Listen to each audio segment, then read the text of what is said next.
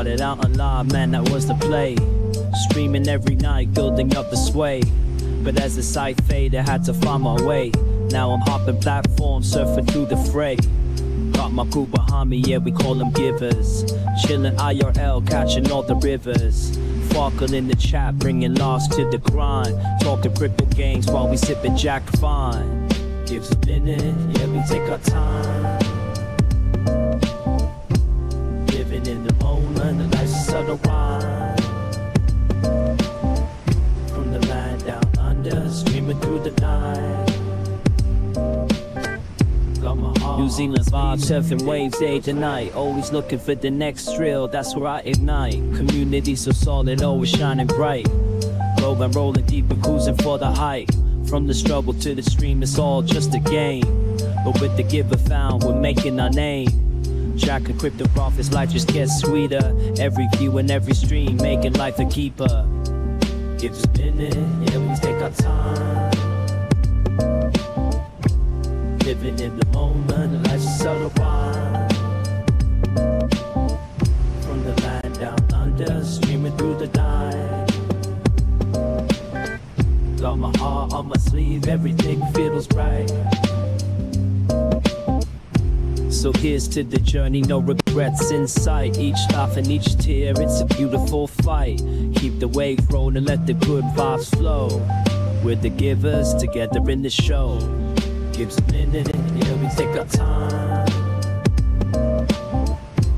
Living in the moment, the life's a subtle rhyme. From the land down under, streaming through the night. Got my heart on my sleeve, everything feels right.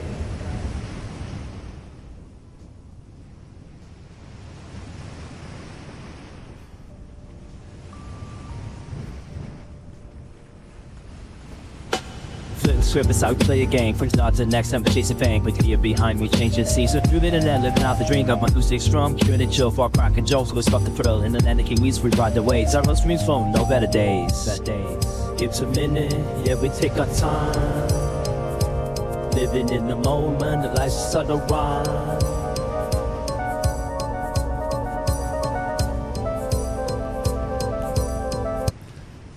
Hello, the internet. It is Saturday, the 17th of January, 2026, and welcome back to the channel. Almost said 2027. What? How do you get another year down that quick? It doesn't happen. Hey, I want to do a crypto stream, so I'm going to. That's the deal. That's the plan. That's the scope today. We haven't done crypto in a hot minute here on the channel. Not too sure why. Used to do crypto streams on the regular, and then I guess I just I don't know, I just kind of let it slide for a while. Nothing intentional, no intent to let it slide, but just the way it sort of rolled. I guess I just moved with other things. And so I want to focus today specifically on one particular thing, at least up front. And then once we've done that, we can maybe move on to other discussions. But I was in Exodus Wallet recently, and I realized that you can start staking Ethereum in the wallet. Now, I guess the question is, why would you want to do that? And the answer is because you can earn a little reward. You know, nothing revolutionary, nothing amazing, but you are going to be earning a small drip feed, and it's just going to sit there in your wallet anyway. So I guess my point is, the reason I want to do this stream today is to work out whether it is worthwhile doing, or is the network fees going to negate any profit that you earn? Now, there was a time a little while ago when Ethereum network fees were stupidly high. They're kind of low right now. So arguably you could already tell that it would be worth doing. I've got an Exodus wallet. I'm going to bring it up on stream. I don't know how I'm going to do this. I'm going to try to hide my balance. I've got a little Ethereum in there. I just want to walk through the process of staking Ethereum in the Exodus wallet. There is another thing I discovered as I was setting up this stream. It doesn't seem to be, you can't do it in the desktop version of the wallet. You have to do it in the iOS. I mean, I'm assuming it's on Android as well, but I have an iPhone, so it's. My point is, I tried to find staking in the desktop version of Exodus, and I just couldn't find it. It may be in there, but it's buried. But on the iPhone app, the iOS version of the app, it was very easy to find. So we're going to go ahead and do that. But of course, before we do, we are going to learn a little about it. I like taking some videos to learn about the topic. And before we even do that, we're going to sort of just change subjects slightly here and just talk a little bit of tech. You all know I've had some sort of mild staggering or stuttering on my streams of late, and I think I've realized what that was. Well, the fact of the matter is there was a feature in OBS which I'd been using for a while. Under the Advanced tab, when you go into Settings, scroll right down, there was under Network, there was dynamically change bitrate to manage congestion, and it's in beta, and it's been in brackets in beta for a long while. I had that what was that noise? Don't worry about it. I had that selected for a long time, and it seemed to not really do anything.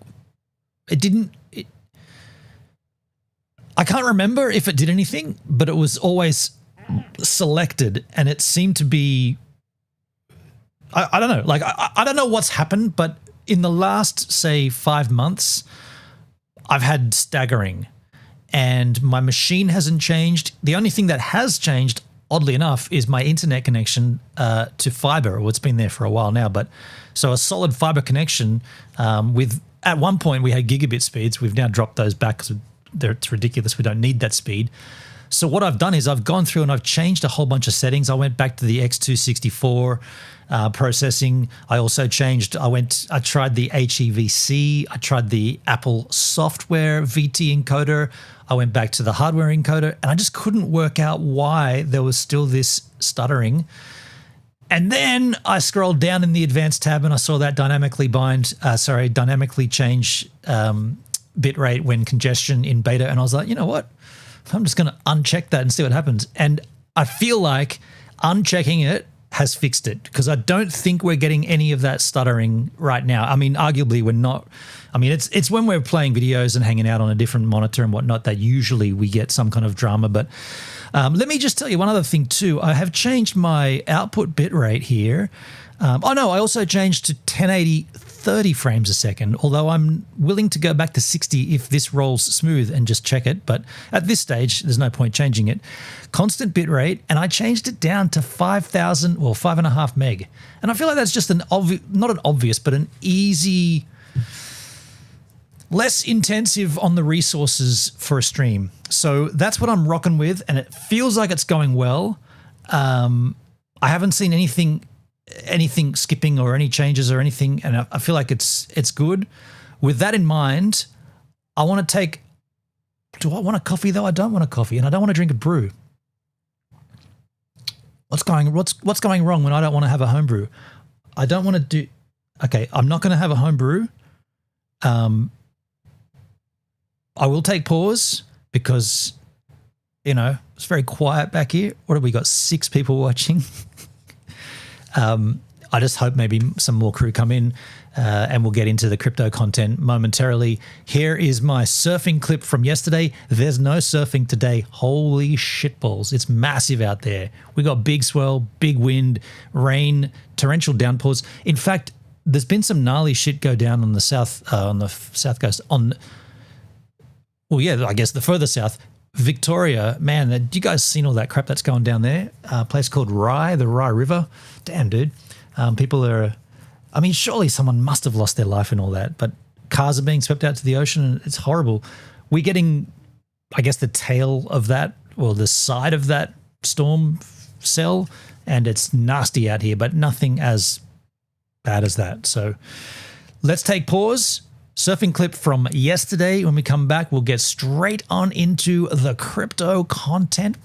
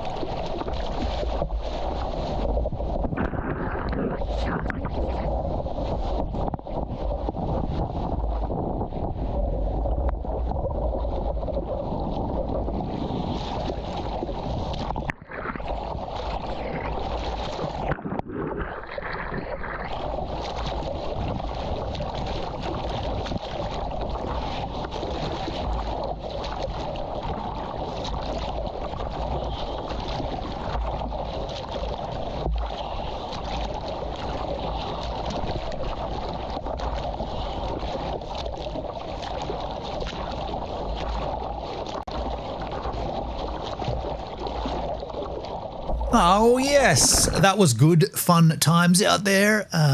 It's a shame that the conditions didn't stick around, or, I mean, there's arguably still swell out there, but wow, it's way too big and nasty and horrible. And it's one of those days when you look out from like the bench up there, you look left and you can then look to the right and you can see an entire line of white water stretching the whole beach, like literally from Crookies all the way to Tilbury Cove. You can see the same wave, and there's line after line after line just coming in. It's just hot. And then way up the top, there must be a reef further out, and the big sets are breaking right out there. It's heavy.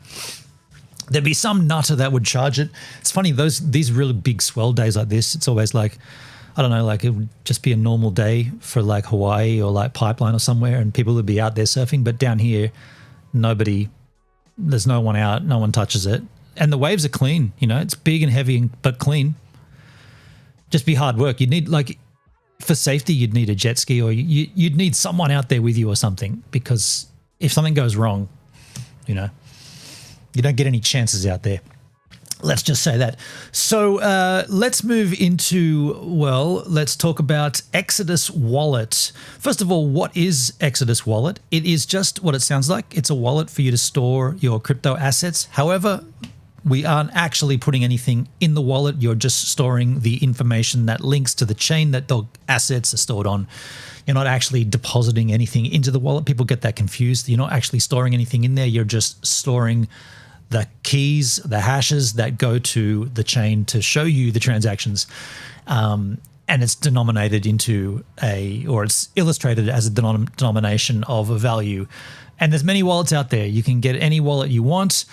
Why do I use Exodus? Well, it was told to me when I first started my crypto journey, people explained to me that you need a good wallet, and Exodus is probably one of the more reputable ones. I found it frustrating that some wallets, well, I was first of all I had to use TronLink, which was basically a mandatory wallet because of earning, well, it wasn't Lino. It was when Lino converted to BTT, BitTorrent file system or BitTorrent token, you needed TRX, which is the native token on the Tron chain. You needed some TRX to transact and to redeem those. This is all in the DLive staking rewards. So that's why I got a TronLink wallet. And then I wanted to convert some of those BTT into Bitcoin. And someone said, well, you need to put them into a Bitcoin wallet. Now, you can get a specific Bitcoin wallet, or you can get a wallet such as Exodus, which does have multiple chains, and you can just select Bitcoin, dump the Bitcoin into it. I think even at that time, you might not have been able to put Tron in it, TRX, but you can now. And so slowly over the years, I've moved most of my assets into Exodus just because it seems logical to have it all in one place. But yeah, it blew me away when I saw that you can do staking. So I found these videos. Does Exodus Wallet support staking? Now, this is from 8 months ago. Because I think there was a point or a time then when we did stake some Cardano ADA, I think. Yeah, I'm definitely recall doing that. Either way, ETH is stakeable. Let's learn about this. Play. Does Exodus Wallet support staking? Oh God! If you are curious about whether Exodus, I should have vetted this. It's an AI generated video, but it's not that long. It's 3 minutes. We can put up with 3 minutes, right? This wallet supports staking. You are in the right place. You Let's are. break down what you need to know about staking in this popular cryptocurrency wallet. Yes, Exodus Wallet does support staking for various cryptocurrencies. This feature allows users to earn rewards by contributing their cryptocurrencies to help secure and validate transactions on blockchain networks. In Exodus, you can stake multiple assets, including Ethereum, Cardano, and Solana. Oh, you among got others. Solana in there too. That's intriguing. I've got a little Solano. Is that how she said it? Solano? Stake multiple assets, including Ethereum, Cardano, and Solana, among others. Solana. Now, how does staking work in Exodus? First, to stake cryptocurrencies, you need to access the staking feature within your wallet. No shit. For Ethereum, you will need a minimum of 0.1 Ethereum to start staking. If you are interested in staking Cardano, you will need at least 5 Cardano. Wow. When you stake Ethereum or some other assets, your funds will be locked. I also noticed recently you can, well, you can't stake it, but you can send your hex across. If you're not staking hex on the native chain hex, on the native chain Ethereum, you can send it to Exodus. You can't do anything with it there. We'll talk about hex in a minute, I guess. We'll talk about hex and like ProveX as well. And I don't know, it might be worth dipping into that at this stage. This means you cannot send or swap them until you decide to unstake. However, with Cardano, your Cardano remains accessible for sending or swapping even while it is staked, which provides some flexibility. Well, you can stake Cardano and send it? Interesting. As for rewards, they are earned based on the network's staking rules. For Ethereum, rewards are automatically compounded into your staked balance. That's cool. With Cardano, rewards typically start after a waiting period of about 15 to 20 days. Okay. So compounded staking rewards and back into the principal means you're constantly getting a bigger pool to earn bigger rewards. That's pretty good. That's pretty good. Security is another important aspect. Staking in Exodus is generally safe since users maintain control over their funds. However, there are risks, such as vulnerabilities in smart contracts, so it is wise to monitor your staked assets. Vulnerabilities in smart contracts, at this stage, you would assume, rightly or wrongly, that there is no vulnerabilities in the Ethereum smart contract. It's been running now for how long without much of an issue? Yeah, same can't be said for Bitcoin though, but Ethereum hasn't had that many issues. Staking with Exodus is convenient for those who want to earn passive income from their cryptocurrencies. The wallet supports staking on both mobile and desktop applications. It does not. I could not do it on the desktop. Making it accessible across different devices. Specifically for Ethereum, staking involves delegating your Ethereum to validators, which helps secure the Ethereum network. This process requires locking up your Ethereum for a variable period, during which it cannot be used for other transactions. No, it cannot. You will earn rewards daily, and these rewards are automatically restaked, which increases your overall staked balance over time. Overall, Exodus provides a user-friendly interface for staking various cryptocurrencies. This allows users to participate in blockchain validation processes while earning rewards. Okay. If you are considering staking, I still think that there needs to be, and this is a side topic here, there needs to be some kind of definitive, what's the word? When you watch a YouTube video, there needs to be a way that YouTube tells you before you're watching it that you are watching AI-generated content. We should not have to be competing with the machines, right? If I want to watch someone talk about staking in the Exodus wallet and I want to find a creator talking about it, I think that should be separate to finding AI-generated slop on the same topic. And this might hurt, but I also think that the AI-generated slop should be at a lower CPM. They shouldn't be earning the same as humans because it's too easy to do, right? Anyway, that little rant over. I always like taking a second opinion. Here is another video about staking on the Exodus wallet. Again, from around about 6 to 7 months ago. Let's see.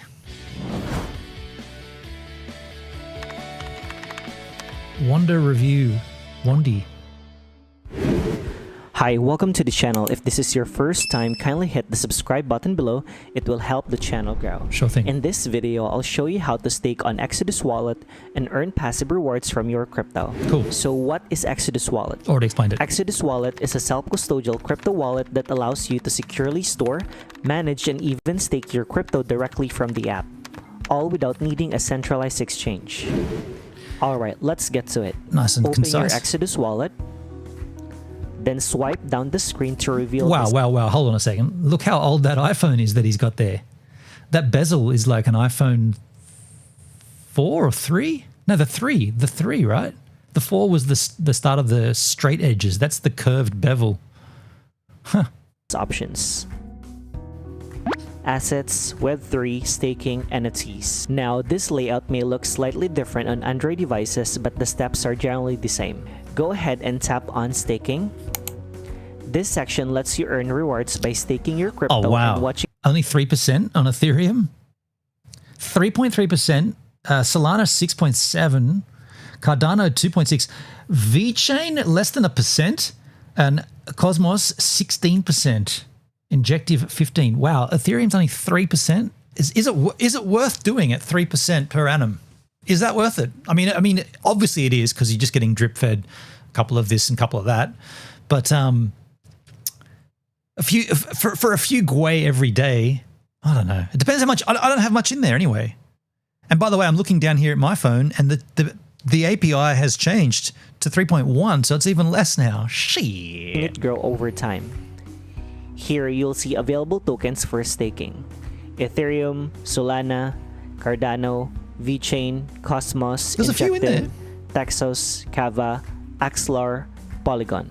Excellent. Currently, Cosmos or Atom offers the highest APY, which is up to 16.5%.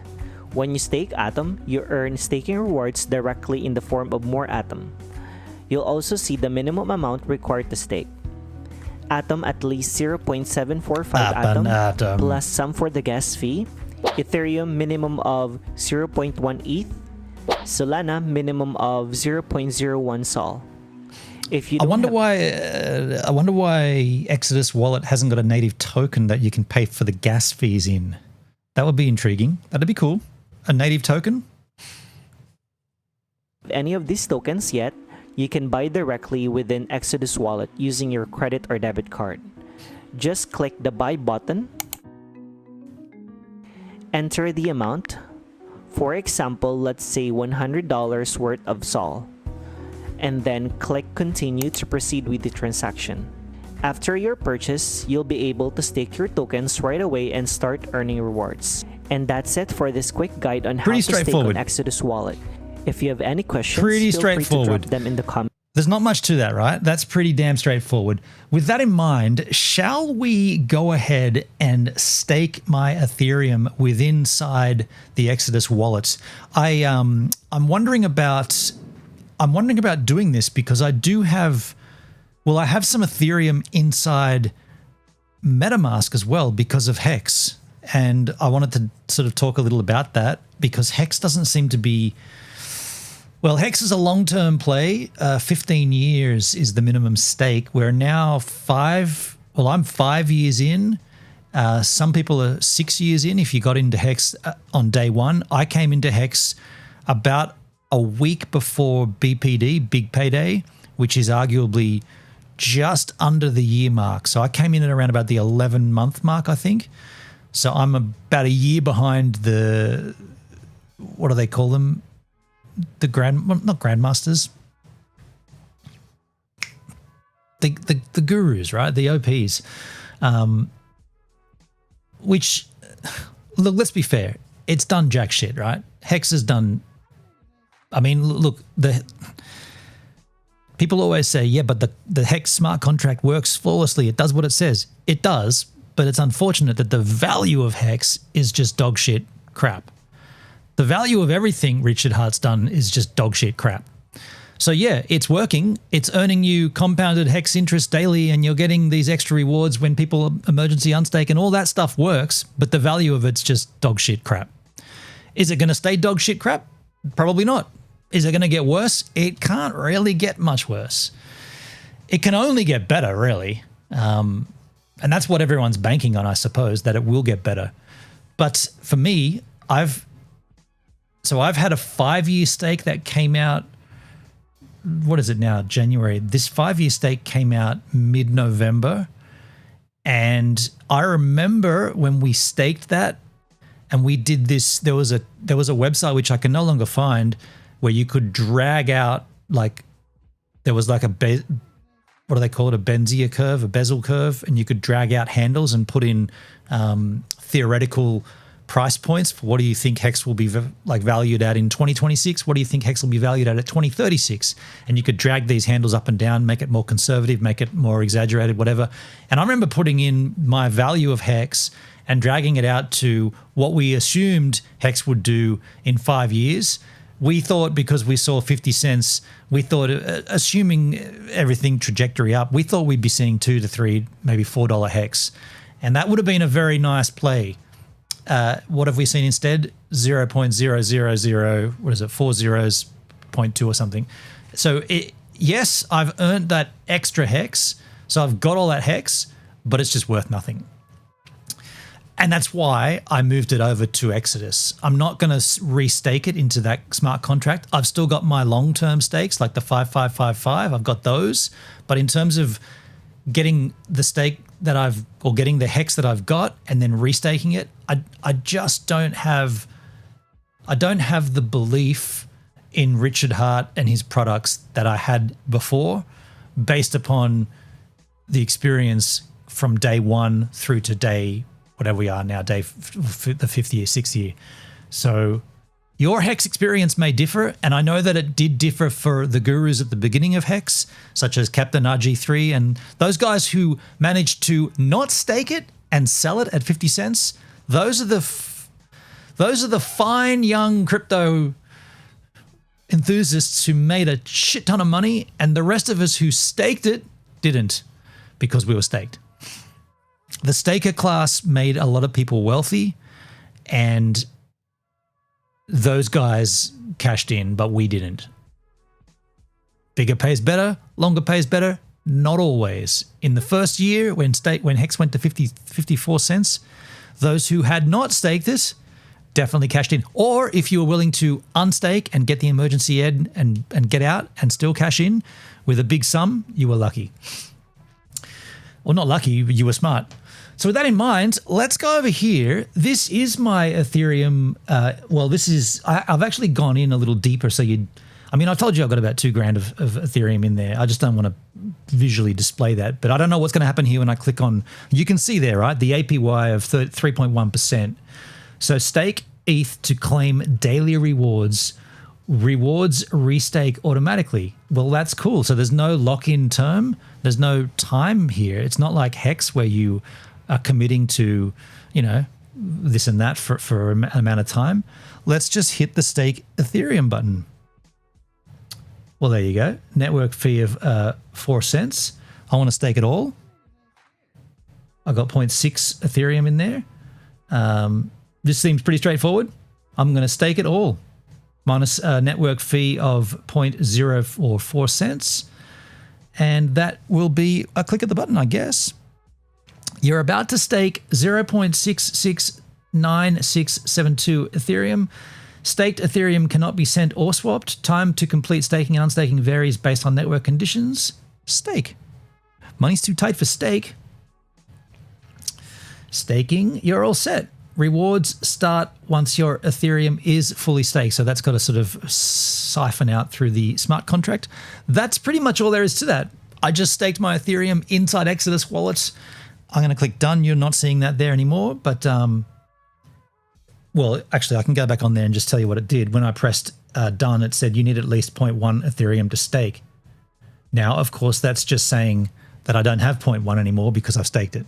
So if I go back into, oh, that's confusing. I went back. I can show you this. It doesn't matter. I'll just show it to you. Wait, what? Oh no, it's okay. Okay, so I went back over there and it said, it said 0 Ethereum because my staking is active. So here, down here, where it says staking active, if I click on that, total staked, I'm earning Gwei right there. There's 9 Gwei, 11 Gwei. Now, well, is that one, that's even, okay, so that's interesting. I thought it was 8 zeros. It's more than 8 zeros, isn't it? 1, 2, 3, 4, 5, 6, 7, 8. Yeah, so we just staked my Ethereum for 4 cents. But this is estimated earnings, I'm assuming, in Gwei, not in dollar amount, right? Daily estimate would be 26 1, 2, 3, 4 zeros, 26. You know what? Let's just have a look at that. If we go back over here, I'm going to open up Coin Market Cap. Where are we? Sorry about this. If we go to here, what the crikey? Go over here. Why is it opening up a tab in front of me? I want to do it here. Okay. Coin Market Cap. We go for Ethereum. What? Ethereum. And what did we say it was? Daily estimate 1, 2, 3, 4 zeros, 26. So the daily estimate, get these cookies out of here.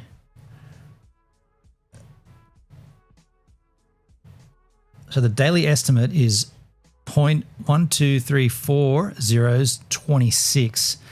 So approximately I'll be earning 8 cents US per day. Now don't forget that there was a network fee of 4 cents.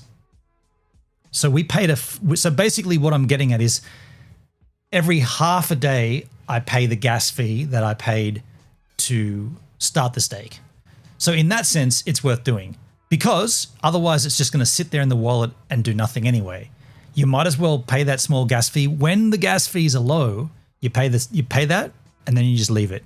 Now, you would never unstake when the gas fees are high because then it might not be 4 cents. It might be, man, we've seen Gwei up to like $30, $40 per transaction. Yes, $30 to $40 per transaction. We're getting a 4 cent transaction right now, but that's not always the case. Definitely within Hex, it's not always, well, it never was the case. So that's done. Let me just, without doxing my entire wallet here, I just want to see if I can go back in and see if there are what other assets are stakeable. I beg your pardon, I'm not doing this correctly. I don't want to do this for too long here because you're not seeing jack shit. I don't see any other APYs. Oh, my Cardano's earning 5 cents per week. That's funny. I'll beg your pardon. My Ethereum's earning 61 cents a week. Oh, that we did the daily before. My bad. Okay, cool. Yo, Netskis, how you doing, man? Stream seems good on new settings. Thank you, dude. Yeah, I've made some changes and I think it's good. And the changes I've made were not what I said that they were. The changes were to turn off dynamically change bitrate when congested. There's a section or a selection in advanced. I'll read it out to you. Actually, I'll show it to you. Come back over here. In the advanced tab on OBS, go down to network. And there was this selection right, and I can't make that larger, unfortunately. But that right there where my mouse is, dynamically change bitrate to manage congestion in beta. That was selected. And I believe that's what was causing the issues. By the way, you can change bitrate midstream. Yeah, you can change bitrate, but you can't change things like the hardware encoder. Like I'm using the Apple VT H.264 hardware encoder, and I wanted to change that just to check it with the X.264. But yeah, you can change bitrate for sure throughout stream. I believe, and I'm only sitting at 5.5 meg here. I don't think I should ramp that up. I think 5.5 seems pretty good. I mean, I have a lot of headway here. I've got fiber to the premises, and I could easily stream at like 100 meg, but nowhere can receive that to begin with. And we're only, and by the way, I changed it to 1080 30, so we're no longer 60 frames. So I feel like 30 at 5.5 meg seems pretty standard. I mean, I could change it. Maybe I'll change it to 6. I'll just change it to 6. 6 seems like a pretty round number, right? In 2026. I'll just change it to 6,000 or 6 meg. Yeah, we'll go up a little. We'll go up a little. If I start to see encoding overload, I'll go back to 5.5. We do want to move on though. There was something else. This video, I believe, Netskis, did you put this in the Discord? Creating anonymous crypto wallets, a beginner's guide to untraceable transactions. Either way, let's learn. You've been told that cryptocurrency is the secret to financial freedom. And Netsky, it was only DLive that didn't like 6,000. 4,000 was working perfect. I beg to differ, dude. I'm on DLive now at 6,000. Unless it's bumped me off, I'm going to trouser refresh. I'm on DLive and I'm at 6,000. Mind you, I'm a verified partner over there, and you know, maybe that's changing things. I don't think it does. I mean, my stream's still there, is it? Yeah, my stream's still there. Yeah, weird. I don't know what to tell you, man. I mean, I know that they're claiming 720 only, but it seems to be okay. I don't know, man. I mean, yeah, I seem to be running pretty. Just looking at it right there, it seems to be fine. Still gives me the option to select source, auto 720 or source. So that's obviously auto low 720 and then 1080. I don't know. Anyway, it seems to be working. Let's move on. Anonymous, untraceable. Hang on. I missed what the beginning of this said. You've been told that cryptocurrency is the secret to financial freedom. Anonymous, untraceable, a digital version of cash. But what if I told you that for most cryptocurrencies, that's a dangerous illusion? What if your Bitcoin wallet was more like a public bank statement where every transaction you've ever made is recorded for anyone to see forever? They are. In the world of digital currency, privacy isn't a default setting, it's a discipline. And today we're going to teach you that discipline. We'll move beyond the basics and dive deep into the wallets and tools that separate the pseudonymous masses from the truly private. This is your guide to creating and using anonymous crypto wallets for untraceable transactions. Captain Altcoin. First, let's shatter the biggest myth. Bitcoin, Ethereum, and most other cryptocurrencies are not anonymous. They are pseudonymous. Think of your wallet address as a pen name. It doesn't have your real name on it, but every single transaction is permanently etched onto a public ledger. If that pen name is ever linked to a real-world identity through a KYC exchange, a merchant transaction, or sophisticated blockchain analysis, your entire financial history is exposed. And I think people understand this, don't they? People understand how a ledger or how like a database works. Entries are recorded, entries are logged, entries are dated, and they're searchable. That's nothing unusual, right? Is it? No, it's not.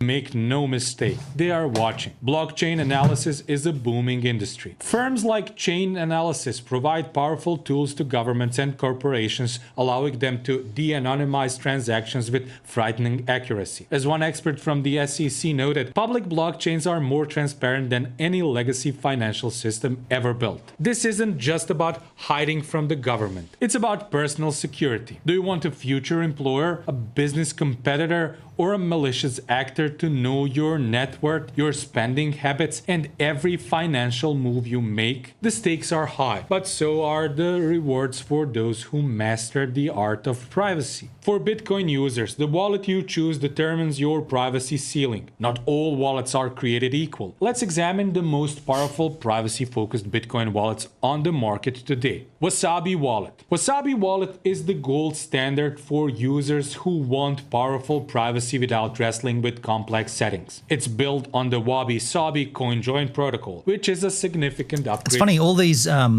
privacy wallets and whatnot, you still need to somehow on ramp, right? You still need to buy the thing. So at some point, okay, you can buy it and then you can dump it into this Wasabi wallet and be anonymous, but the buying is where it links to you. That's the problem, or that's the issue. Unless someone sends it to you, someone else sends you, that's different. But if you need to buy, you need to on-ramp, and at that point, you generally need some kind of government ID, for sure. From earlier equal output designs. Here's how it works. When you initiate a coin join in Wasabi, your Bitcoin... Yeah, you know you're fully tracked. I don't care anymore, but he's telling you good info. Yeah. He's pointing it out very, very clearly, which is commendable, for sure. I'm not disagreeing with that. Yeah, I agree. Coin is pooled with other users' coins into a single transaction. Multiple inputs go in, multiple outputs come out. The beauty is that observers cannot determine which input paid which output. The protocol uses a coordinator, a central entity that facilitates the mix but cannot see the connections between inputs and outputs. Key features: built-in Tor integration. Every connection is routed through the Tor network by default, hiding your IP address from ISPs and network observers. I mean, if you're looking to be private online, especially in regards to crypto, then sure, there's a whole bunch of steps that you can take. Like way more than just general privacy. There's a whole bunch of different things you could be doing. And I think using the Tor browser would be a good start. Just in case of things like wallet extensions and whatnot. Although I don't know how many extensions such as MetaMask and TronLink and whatnot, I don't know how many of them work within the Tor browser. But there's definitely ways, or there's definitely steps that you should be taking if privacy is a concern and you're thinking of getting into crypto, then there are certainly avenues to explore. Granular coin control. You can select exactly which UTXOs to mix, preventing cross-contamination between your public and private funds. Automatic address labeling. The wallet helps you track which addresses are mixed and which are not, reducing the risk of accidentally linking them. Non-custodial. You maintain complete control of your private keys. What I think about what we should have done way back when we started, I mean, there's definitely, okay, I'll pause for a second because there's two trains of thought here, or there's two schools of thought, I suppose. Like as a streamer for myself, I was being paid in crypto. In the case of DLive, it was ultimately BTT, which then I converted to Bitcoin. But you were being donated to a public address on the Tron chain. So at the genesis of all that, there's no way to anonymize that unless, how could you have done it? What about if you were a VTuber and you streamed without a physical face on camera, or like masked streamers? Then no one knew who you were. But for someone like me, streaming on camera and being paid in this crypto that then went to a wallet, you can then trace that wallet and see where that crypto went from that wallet. And in my case, and I did it all live anyway, so there's no point, like there's no obfuscation because I did it live, but it went from the TronLink wallet to the Exodus wallet. And then I used my Exodus wallet as donation address. So like, I know what you're saying, but to do that, you've got to do it from the get-go, and you probably don't want to be a live streamer. I never knew all trades were taxable. Everything's taxable, dude. Even taxes are taxable. What about lottery winnings? Are they taxable, lottery winnings? I'm pretty certain they are, right? Yeah. I mean, people say get into crypto because it's anonymous. Absolutely not. Like 100% wrong. Wrong. Validator cannot steal your funds. Critical Wasabi tips. Never mix small amount repeatedly. If you mix 0.1 BTC 10 times, observers can correlate the outputs based on timing and amount patterns. Wait between mixes. Don't immediately spend your mixed coins. The longer you wait, the harder it is to link your post-mix transaction to CoinJoin. Use sub-address. Not in New Zealand, no taxes on Lotto. Okay. Interesting. I think it is in the States. I think it is in the States.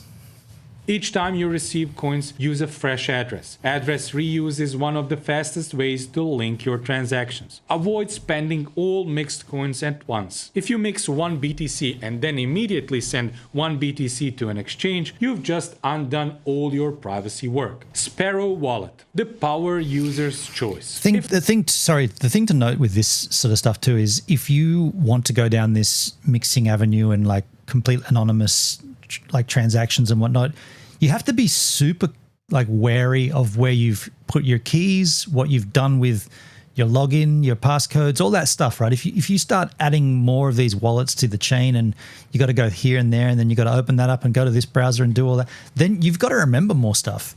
And like humans are fallible, right? They're going to mess up. They're going to lose shit. I know I do. I lose stuff all the time, right? It's always like that here. Hopefully still the same. Yeah, I think you're right. Australia as well, I'm pretty certain. Wasabi is the automatic transmission. Sparrow is the manual. Sparrow is designed for users who understand Bitcoin's transaction mechanics and want granular control over every aspect of their privacy. Sparrow's killer feature is PayJoin support. PayJoin is a technique where both the sender and receiver contribute inputs to a transaction. To an outside observer, it looks like a coin join. Multiple inputs, multiple outputs. But it's actually just a normal payment. This breaks the most common heuristic used by chain analysis. The assumption that all inputs to a transaction belong to the same person. Key features. Full node compatibility. You can connect Sparrow to your own Bitcoin node, meaning your wallet never broadcasts transactions through third-party servers that could log your IP address or wallet composition. Advanced coin labeling. Tag your coins with detailed notes about their origin and intended use. This helps you maintain operational separation between different financial activities. Manual coin join coordination. Sparrow supports both Whirlpool and Wabi-Sabi protocol, giving you flexibility in which mixing service to use. PayJoin integration. Hey, Netskis, I don't know if you've got the ability to do this right now, but once this video is finished, did you want to, I don't know if you've got any videos lined up, but I wouldn't mind getting an overview about Richard Hart with ProveX. Yeah, I wouldn't mind touching base and seeing what all that's about, because I've kind of been putting Richard Hart and his projects on the side, just because the pricing is so dog shit, crazily lame.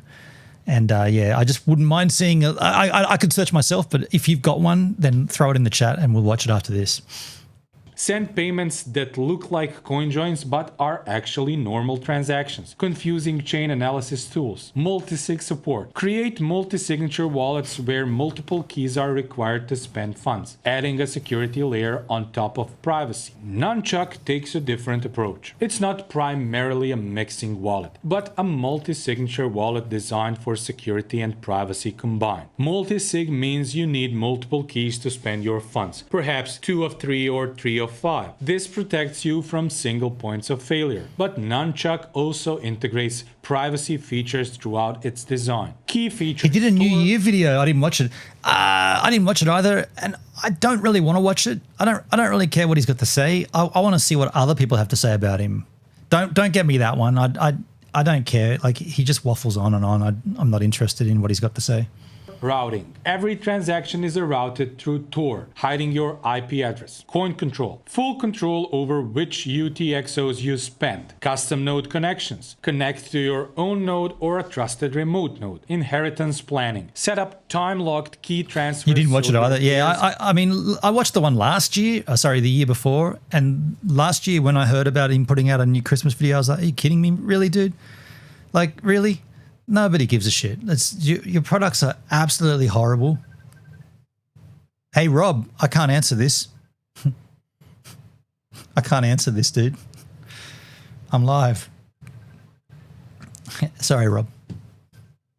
can access your funds after a certain period, all handled locally without custodial intermediaries. While CoinJoin adds privacy to transparent blockchains, some cryptocurrencies build privacy directly into their core protocol. These are the privacy coins, and they operate on fundamentally different principles. Monero is the most aggressive privacy coin. Privacy is not optional, it's mandatory for every single transaction. Monero achieves this through three cryptographic innovations. Ring signatures. Your transaction is signed by you, but it's mixed with the signatures of several decoy transactions. An observer can verify that someone in the ring signed the transaction, but cannot determine who. Stealth addresses. A unique one-time address is generated. I don't know, man. I don't know about you with Hex and whatnot. Like, I don't know if you've got in Hex with and Pulse X and whatnot. I still have all those assets. I'm still watching it all. But what I did was and I'm not sure if you were here at the beginning of this stream, but I had a 5-year Hex stake that matured, I think, midway through November last year. And I took that out, withdrew the Hex after the term had settled, also cashed out my, what's it called? What are the other assets on the... There's so little in value that I don't even remember the names of them. But the other ones that you could take from the bolt-ons, if you like, and I did all that, and then I just took that Hex, and I realized that you can store Hex in the Exodus wallet now. So I just sent it all from MetaMask to Ethereum to Exodus, and just left it there, just left it, hoping the value goes up. I mean, you could argue, and this is what hexagons will argue, well, the smart contract works flawlessly. It's had 99.999% uptime. Everything's going fine. Yeah, it is. Yeah, that smart contract works fine. I've earned Hex. Unfortunately, Hex is worth nothing, but I've earned Hex. The smart contract worked. I had a 5-year stake. It accumulated about a 39% APY. It's great, right? Big returns. But the thing that it gave me, Hex, is worth and has been worth jack shit for the whole time. So if people, and this was kind of what I was getting at when I had that interview with Captain RG3, the people that made money in Hex were those that did not stake. They did not stake, and when Hex rose to 54 cents or whatever it was, they sold. Those are the OGs that cashed in. And that's why I interviewed him, mainly to ask the very obvious question, why in the highest of stakes film documentary on Hex was the term 5555 never mentioned, not even once. Not even once. Go and fact check me. Go and watch that film.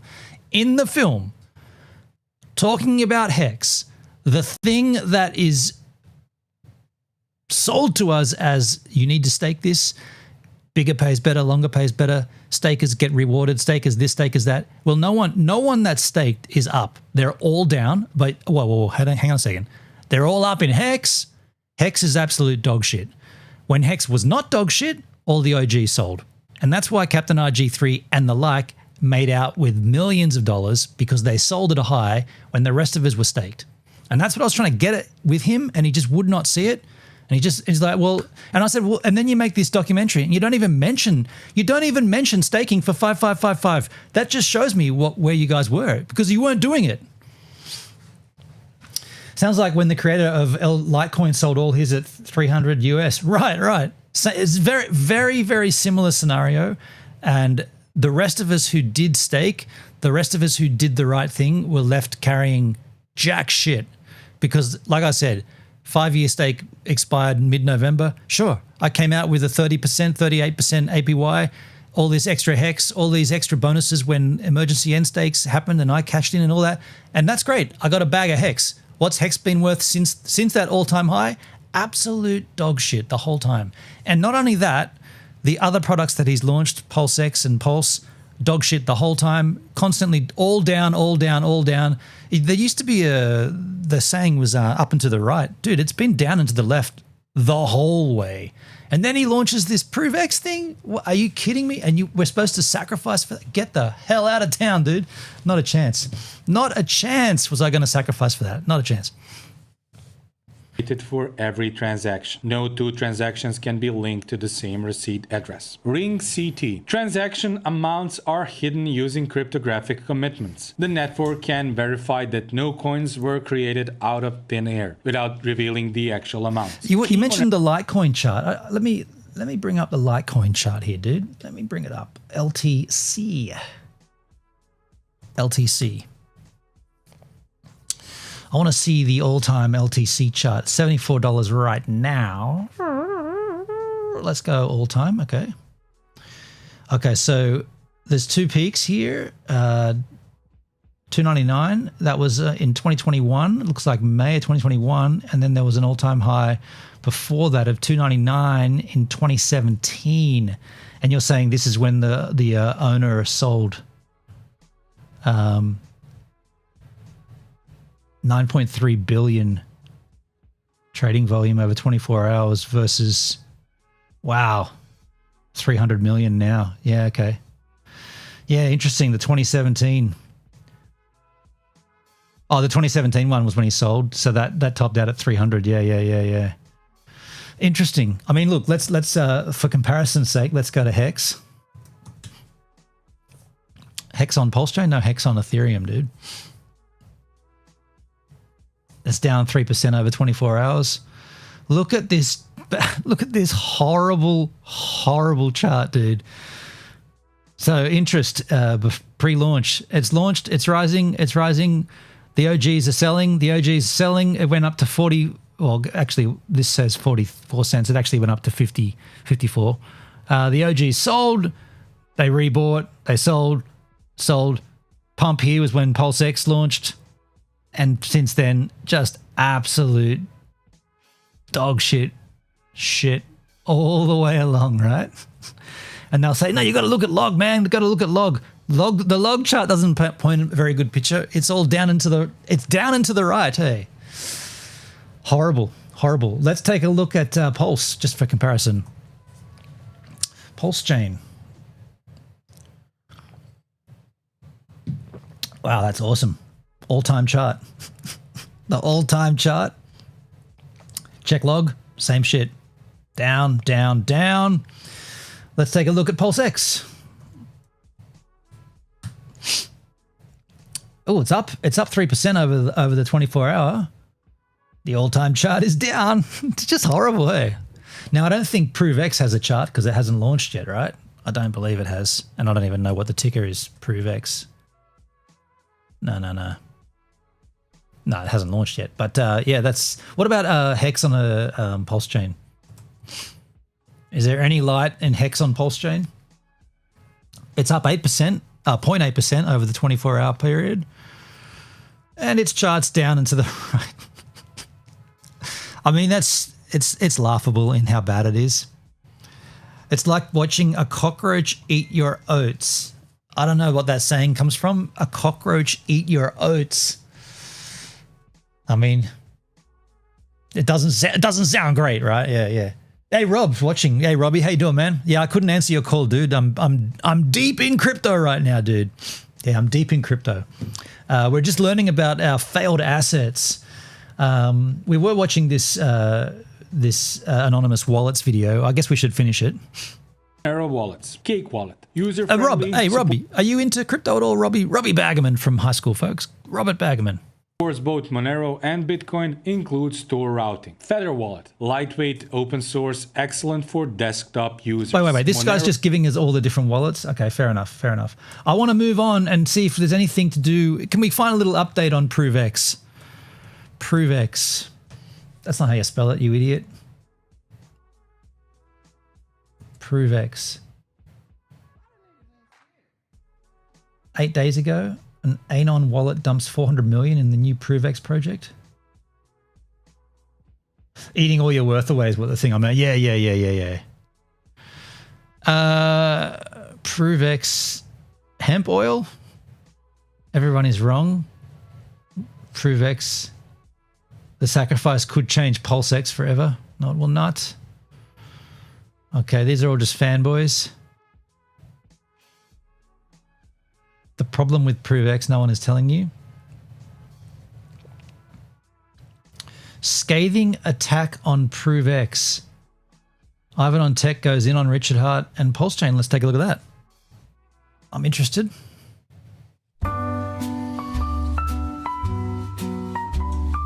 Wow. That's some good AI. Okay, cut to the chase.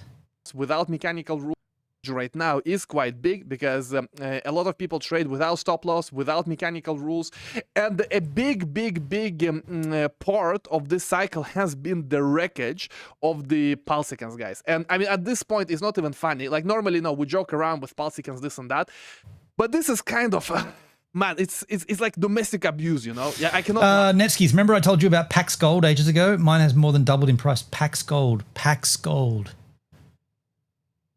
I'm gonna deny that. I don't recall that. I don't recall Pax Gold. I remember learning about those gold backs. Laugh at it. Today I cannot laugh at it because basically their boss, Richard, doing another sacrifice, and he says, yeah, gold backed no crypto. pulse. Yeah. So that was it, the gold backs. Yeah, we did a stream investigating gold backs. I remember that. It's doubled in price. Okay, that's great, dude. That's fantastic. No pulse X, no incentive, no hex, like all of these core coins they want to pump that his community holds, they will not be accepted. So what happens? Everyone dumps them.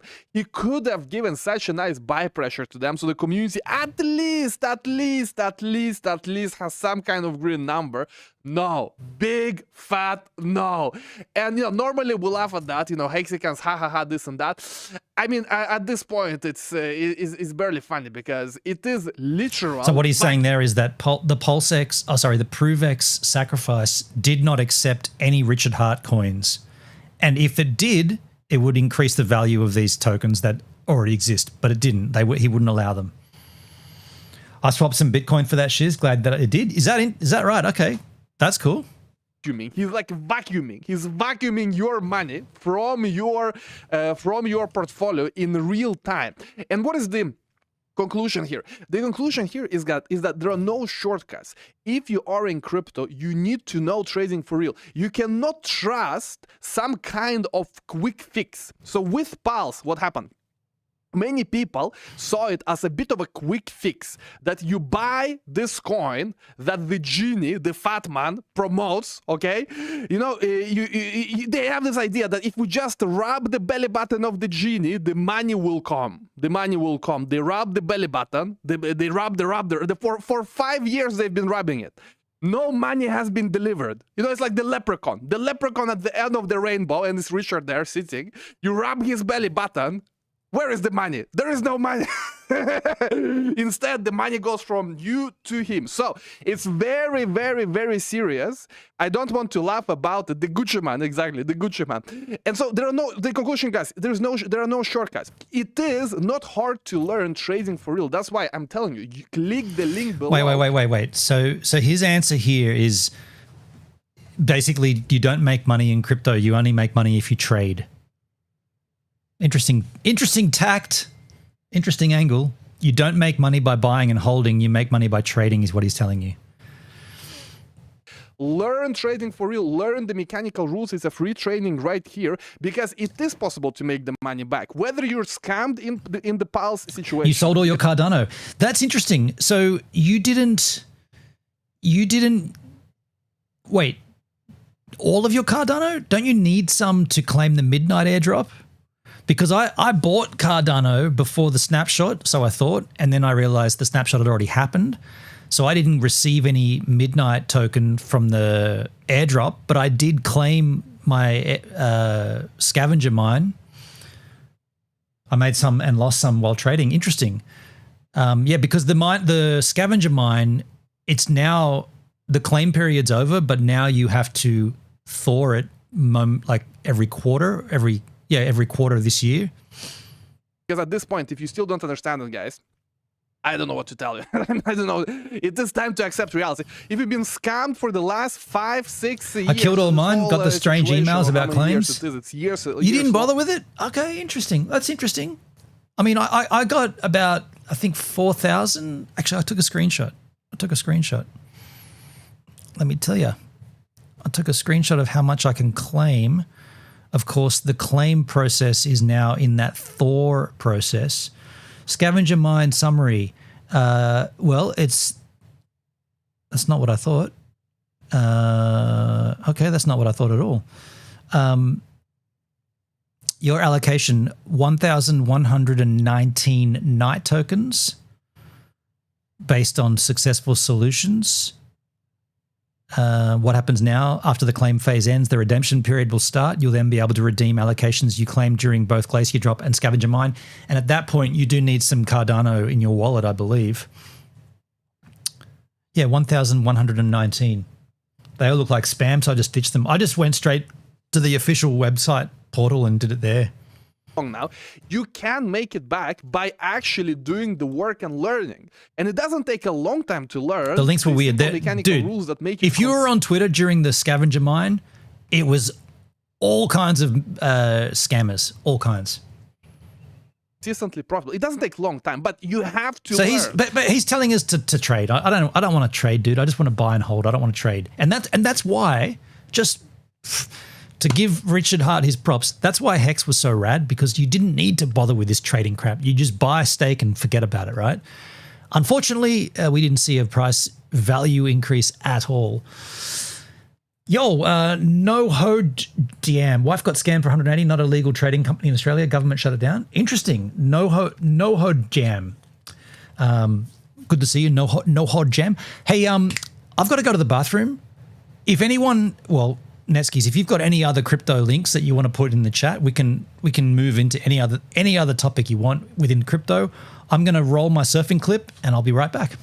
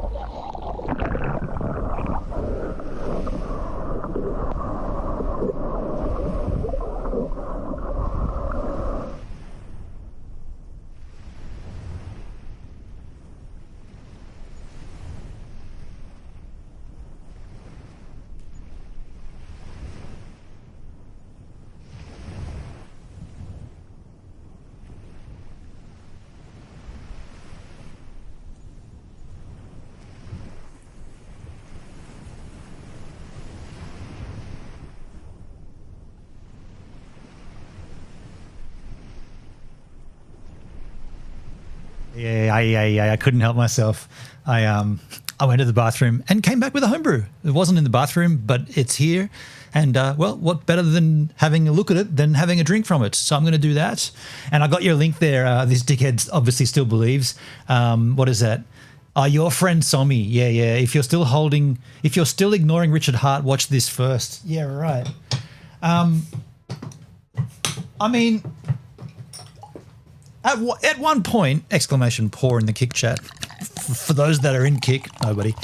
At what point does, like, I don't know, like, do you just give up? You just got to give up, right? You just got to give it up. I mean, I salute the vibe and the. Do you know what? Okay, hold on. You know what the real sucky thing is? And this might come across the wrong way, but everything Richard Hart said, okay, not everything, the majority of things that he says are true and accurate, and his take on crypto and the space in general is commendable and generally pointing in the right direction. It's a real shame the products he's built don't have the value they should. Now, why would that be the case? It may be that his angle in regards to marketing and his own persona behind the products is so cringe and so awful that people associate him so closely with the product. They're like, I'm not touching that. If that's the guy that's behind it, I don't want a piece of it. It might have been better for his sake to just be the humble creator that makes something, and then if it is as good as it looks like, people will come to it. Instead of flogging it off and promoting it and spending billions of dollars on Gucci backpacks and all that fucking watches and shit, all that garbage, right? Instead of doing that, maybe just make something rad. People will see that it's rad and it's going to get momentum. You don't have to keep saying, I'm the greatest, I'm the best, I do this, I did that, I've done this, I'm calling it, I'm doing. All that shit is you self-gratitude. Let the people see what you've done and let the people decide. Oh, that's Rob right there, is it? Oh, sorry, Rob. I didn't know that was you, man. What kind of a username is that? NHOJ damn. Is it backwards? Mad John. It's Mad John backwards, you idiot. Wait, it's not Mad. Yeah, Mad John. Netsky said, personally, I think XRP is going to be the one to win. Never used to, but now it's being accepted by most countries. Yeah, right. You're gullible to con men, Gives. Wake up.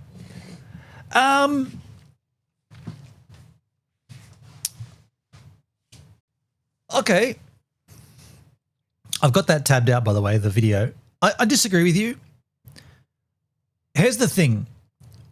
When I learned about crypto, which isn't that long ago, right? 2019, end of 2019, 2020, COVID, around that era, I didn't know anything about crypto at all.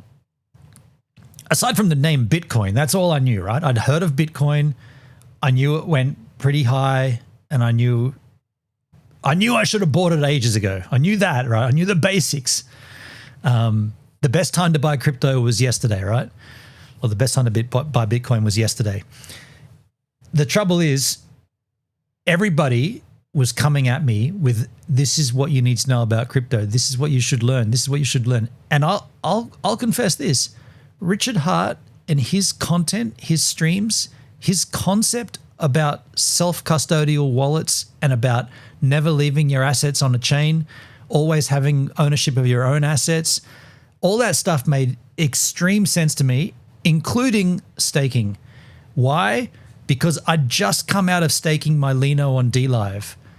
Proof of stake, right? Versus proof of work. I'd just done all of that on DLive and came out with about $30,000.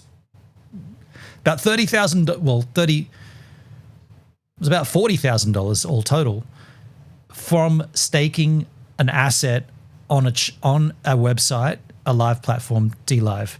So the concept of staking was already ingrained in me, and I'd already seen a reward from it. So that was ripe for Richard Hart to come in and say, I've created a coin or a token, not a coin, a token based upon staking.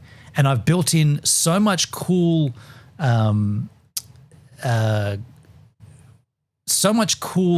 externalities around the token that this is where it comes unstuck. You're going to benefit from staking. But of course, what happened? Those that staked got fucked. Those that held liquid sold at the high, cashed in. So I guess in one way you're right. I did get gullible to a con man, but in another way you're not right, because the things that he said are still true, right? He did claim some truths multiple times, many times actually. I did deep research on him, and I saw he was a con man.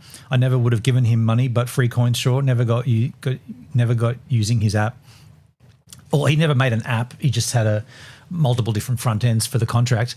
Yeah, I mean, that's interesting. That's a good way to look at it. You know, don't give him any money. I mean, look, to be fair, I was donated a fair amount of Hex.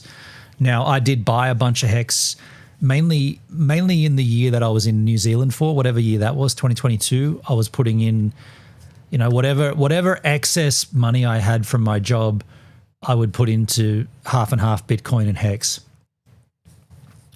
I used to watch his videos, the website app. Well, so he's never had an app, but he had a front end.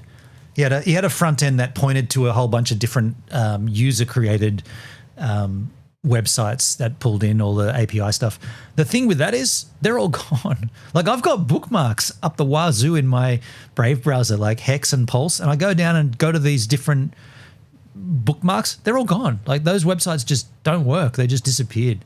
So people gave up on it, man. People gave up on it. Yeah. Bit of a shame. But anyway, let's have a look at your friend Somi, because this guy is extremely, well, he's an Aussie guy, but he's a bit of a douche, right? Big Pulse Chain news is coming your way with a tweet or two from Richard Hart speaking about the ProveX launch, and it's going to tie into Garbage Coin PDI and rumors about a Pulse Chain layer 2. We don't have full confirmation here, but I'm first going to show you the tweets from Richie Hart.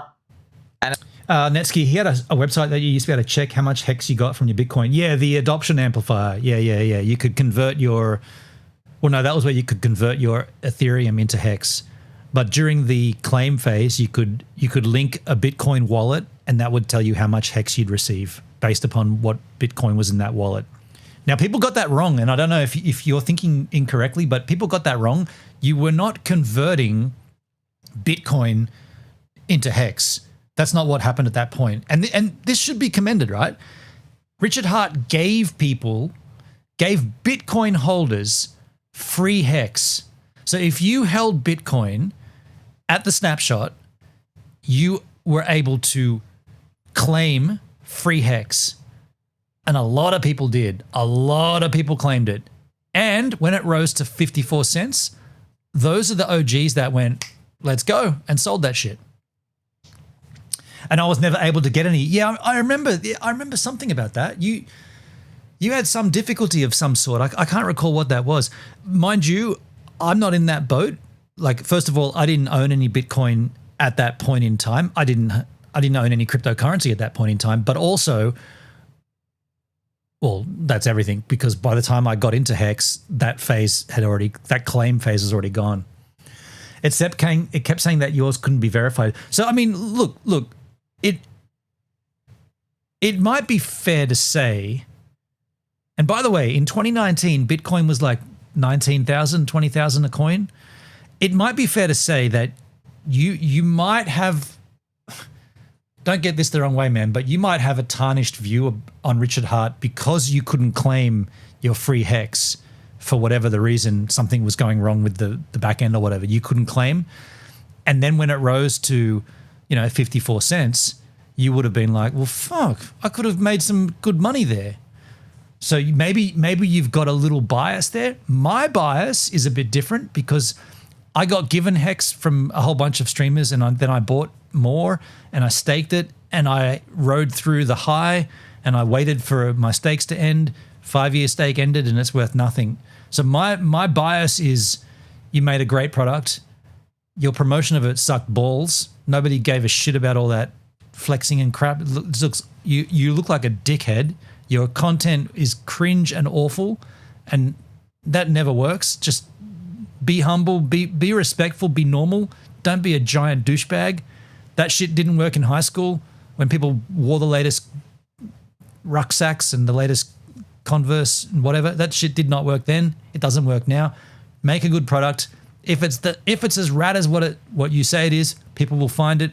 Definitely in crypto, people will find it. But if you start coming out and arguing against people and creating drama and fuss, you've just ruined your product. I even tried changing wallets and it still didn't work. I don't care about it. I just held what I had, and so be it. Okay, fair enough. That's fair. That's fair. Now, did you look at ProveX though? I said. That's going to tie into the hints provided from 9 Iron Capital. Okay, so the first thing that Richard Hart posts, geniuses, how much liquidity do you wish ProveX had at launch? In what coins? On what chain? Okay, so he asked 3 questions there. Okay, so liquidity, which coins do you bond it with, and which chain? So I've got the answer here. Okay, he asks, hey, so firstly, do you like this picture, friends? I made this picture here for you. Okay, this is a bonus video for you. So what you actually do, friends, is at the start, when you launch a coin, obviously you can do anything you want, but it's optimal. What you want to do is at the start, so you launch a coin. Okay, you got to think about, okay, if you're here for short term, what you want is you want them to just pump it so you can get out and then it's dead. What if you're here for long term? Okay, forget you're talking about any specific coin. It's your long term. Hey, by the way, sorry, I just saw that comment from Rob way back up on YouTube. A friend from work bought 2 Bitcoins for $500 back in early to mid 2010s. No shit, dude. I mean, that is insane. Let me ask you this, Rob, if you're still watching. Does your friend still own those Bitcoins? Because I've heard stories about people in that era doing what your friend did and then forgetting about where they put them, forgetting the keys to their address, to their wallet, and then they hear, did you hear Bitcoin like top? I mean, not the other day, a little while ago, it was 128,000 a coin, 128,000. At that point, $128,000 for a coin, and your friend has 2 of them. That's when they're like, oh man, where did I put? How do I access them?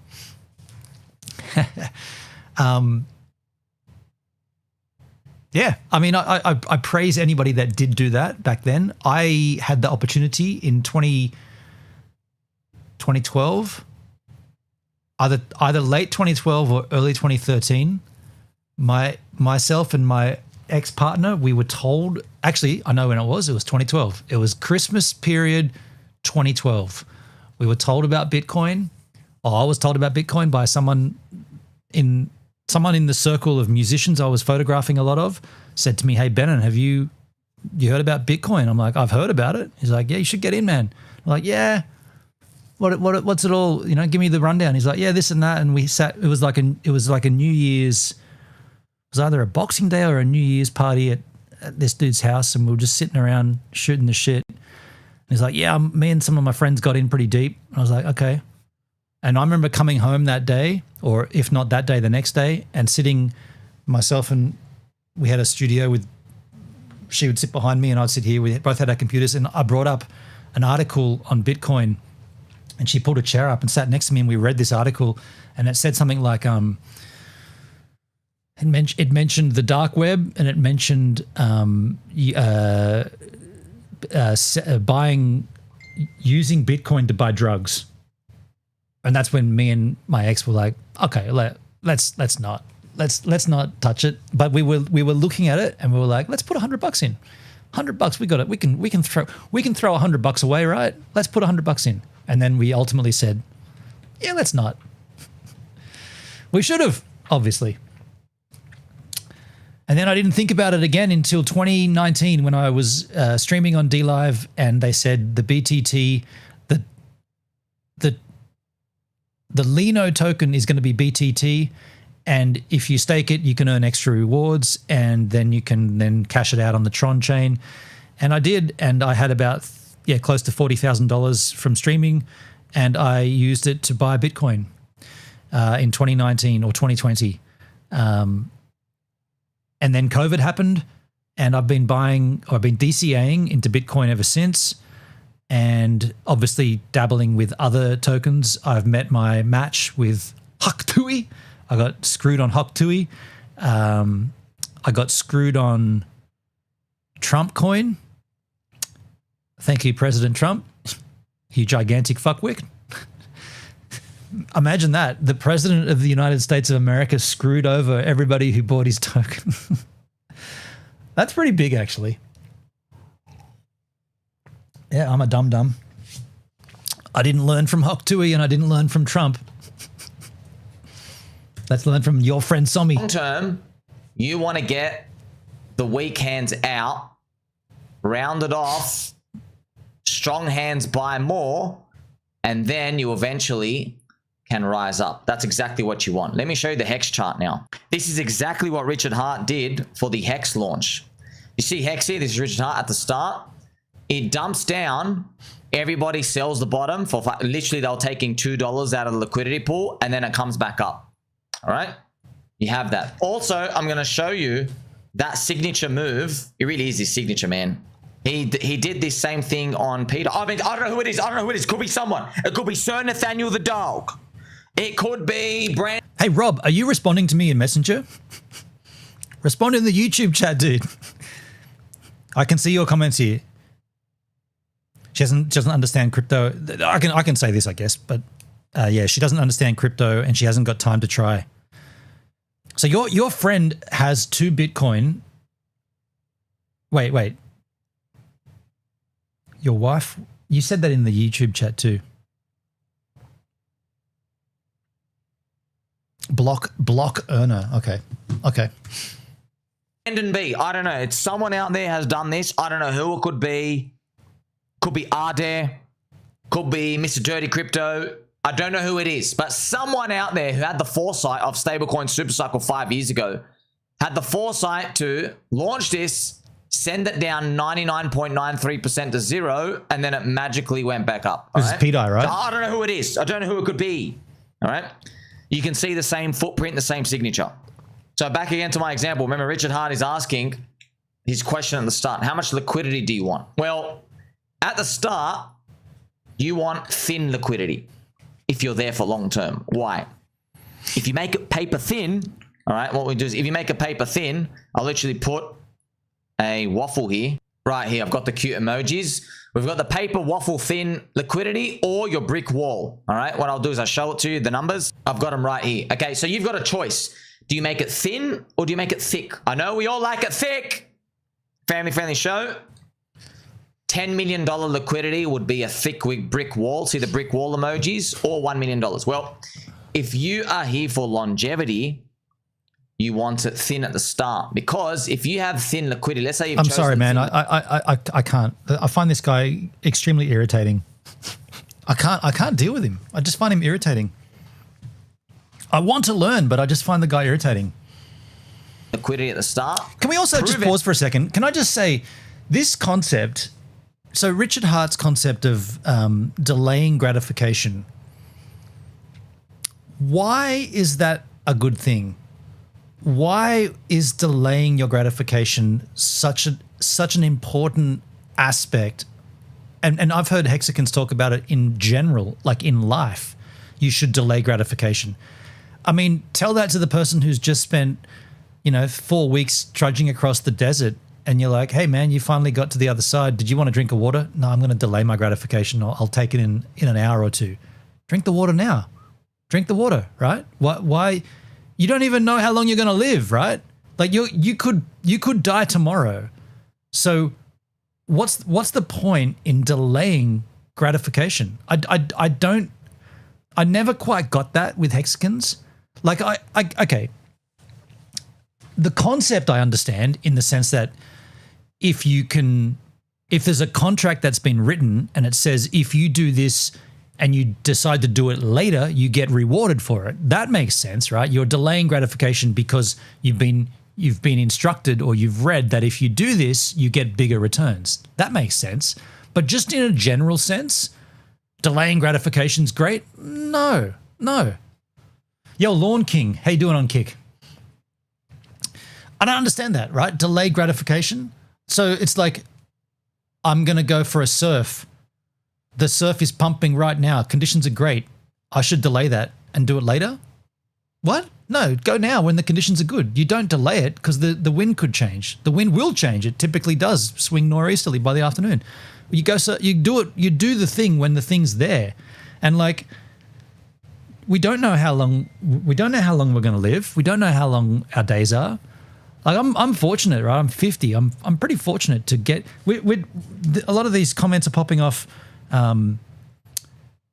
We got this reunion coming up for school. That's why Rob and everyone we're talking, and like people saying people died, and like they don't know where this person is. They died.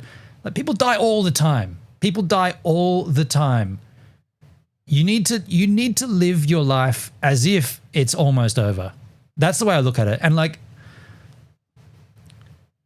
just, yeah, I don't know, like just being present in the moment and doing things in the moment. Rob says the illegal trading company where she lost $180 at a peak buying time, 180 grand, wanted her to take out a 20K loan. Last time I looked, she doesn't have stupid written on her forehead. No. That was your wife, you said? Your wife? Oh, she put $180, made 2K. An illegal trading site, not registered in Australia. The government shut it down, pulled out 5. Oh, damn, dude. Okay, well, the lesson there, Rob, is don't leave your assets on an exchange. In this case, a trading exchange that popped up and then disappeared. Like, and I'm just saying it, like that's what Richard Hart was preaching, and it's still extremely pertinent right now. Don't leave your assets on the exchange. Put them in a self-custodial wallet. Could be Exodus, right? Exodus is a good one. I'm using it. We just did some staking in Exodus.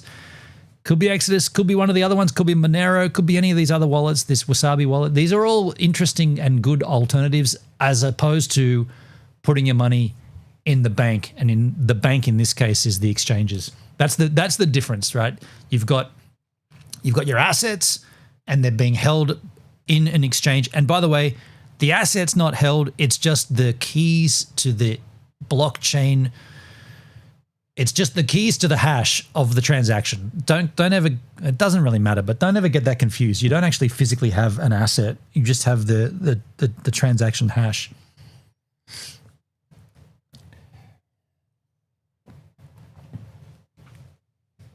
Should we try and watch more of this guy? I don't know. X launches, and I've got the cute little logo here. It launches. Yo, Netskis, thank you, man. Funny, I learned the lesson with Cryptopia way back when. I got out before they went bust. You got out before they went bust. No shit, dude. I mean, FTX was the big one, right? FTX, dude. You know what we should do? Fuck your friend Sommy. Let's learn about the FTX scandal. There's got to be a good video. FTX. 3 years ago, 6 minutes. That's Wall Street Journal. I'll get dinged for that. FTX in 90 seconds. That's too short. The collapse. We watched all this already 2 years ago. CNBC. That looks like Picard from Star Trek The Next Generation. Engage. FTX. Oh, we could watch it in an hour and 50. Oh, that's a full doco. Okay, give me 3 years ago. Patrick Boyle. Joe Rogan podcast, The Strange Details of the FTX Scandal. Joe Rogan will claim, right? Hey, okay, CoffeeZilla won't. CoffeeZilla's good. By the way, I lost 10K on one coin that went bust. You lost 10K? Netskis. Shit me, dude. Stop. Do you want to tell us what that coin was? You don't have to, but I admitted to Hoktui and Trump coin. That's a big... But if you want to admit to whatever that coin was that you lost 10K on, we'll laugh at you behind your back. We'll laugh at you in front of you as well. I mean, I'm not one to talk, right? I invested in Hoktui. I stopped the bus and got out. I told my passengers I need to do something and it's time sensitive and it's going to happen at 9 a.m. on the dot. So wherever we're driving, I'm going to pull this thing over and I'm going to get out and I'm going to be on my phone for at least 5 minutes. And they're like, yeah, that's cool. And I invested in Hoktui and lost it all. I can't remember what it was called. You can't remember what you lost 10K on? The whole company went belly up. Shit. CoffeeZilla. Let's take a look at CoffeeZilla's video on FTX. Crypto Armageddon is here. The biggest players in the world are at war. They're fighting it out, and I'm here to tell you who won and what's next. Now, I'm going to be honest. I called this yesterday. I warned you guys that FTX, second largest exchange, might be insolvent, and people called me crazy. They said, no way the guy who described all of DeFi as a Ponzi scheme could be bad. Sam Bankman-Fried, he's just too smart. This is a real interesting story. FTX was one of the biggest exchanges and they were commingling funds into that Alameda research joint. They were, and then what's his name? Sam Bankman-Fried was like, I don't know what's going on. Like, I have good intentions. FTX, after all, is endorsed by Tom Brady. What could go wrong with another celebrity endorsement? People like Larry David backed FTX. Surely your funds are safe. Well, Larry David, okay. He might be the only oddball out in that one because he didn't quite back it. He dissed it.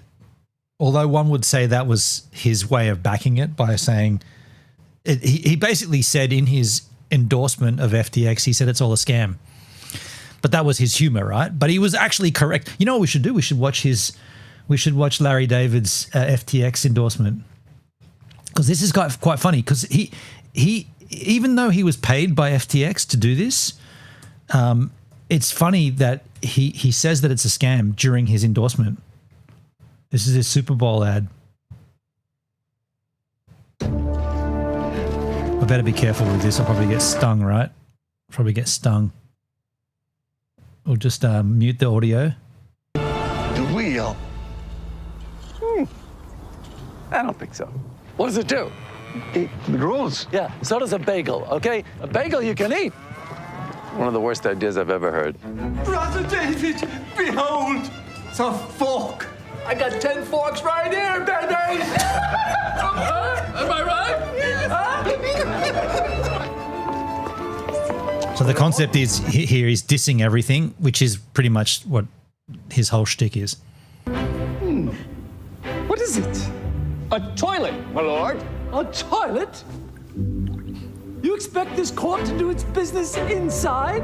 We're not animals. We go outside like humans. It's coffee. It's new.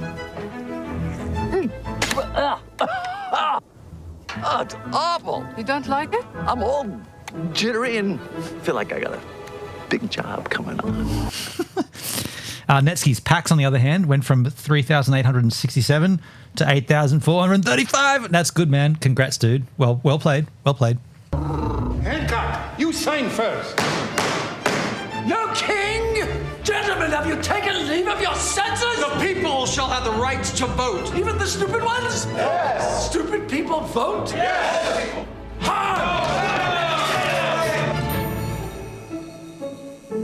Edison, can I be honest with you? It stinks. Does your wife know what's going on here? She knows I go to work. You're wasting your time, and it's sad. You might as well put the dishes in the shower. So everything's getting a sledging here. And then it comes into the FTX exchange where he's like, crypto? I don't think so. Hey, Catherine, what's cooking? We're putting a man on the moon. Are you out of your mind? I can't even get tuna without celery. Nobody's gone to the moon, ever. Why not? It's too far. It's far. It's really far. It's far. 我々の未来はポータブルミュージックです。バカかバカかわかるだろうわかるだろうわかるだろう出ていけ。みんな言うのか怖いんだバタリがいいとこ言うぞバタリどこバタリ Like I was saying, it's FTX. It's a safe and easy way to get into crypto. Yeah, I don't think so. And I'm never wrong about this stuff. Never. That is a pretty good ad, right? He basically says, don't touch this shit. Now give me my bucket load of money to tell people not to do it. And that might have been his only savings grace, because I want to find out, did he get sued as well? Was he part of the class action lawsuit? Because he is an influencer who did promote FTX and then they went bankrupt. They went insolvent. Netsky's, dang, that other one changed their name. Hedra was a waste of time. Oh, I remember you were talking about Hedra. Hedra. Yeah, I can't remember. Hedra. Yeah. Anyway, let's get back into the CoffeeZilla video. Well, turns out they were actually in danger all along, and things are looking very bad. So I'm going to explain to you this entire mess very quick, but bear in mind this is a very dynamic situation. Things are changing by the hour. But let's get into it. CoffeeZilla's rad, huh? Once there existed two rival crypto exchanges, Binance and FTX, the number one and number two crypto exchanges. And their CEOs, CZ and SBF, or Sam Bankman-Fried, hate each other. That's an important part of this story. But I've had experience on both FTX and Binance, but I've never, ever, ever left my assets on the exchange. Like, I've done the thing that I needed to do, and then I've got it into my own wallet. Even small amounts, man. Like, you know, like cos.tv, that website which DLive promoted for a bunch back there, and even gaze.tv. Remember gaze.tv? I was earning their tokens, and as soon as they got, most of those were on Binance, I sent them to Binance. Usually I'd convert them to USDT and I'd ship that shit straight out of there. Never, ever leave it.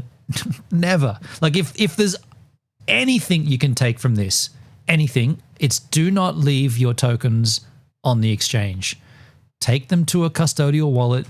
Use Exodus, man. Just get Exodus and use it. Do not put your tokens on an exchange. No matter what they tell you, if they say we double it, if you put it here and lock it, we double it. Do not do it. Put it into your own wallet and stake it on in Exodus if it's Ethereum or Cardano. things were calm. H-bar, that's the one. Sorry, Netskis, that's what I was talking. Yeah, H-bar, Hedera. Yeah, I remember that. Hedera, H-bar. We looked into it. Yeah.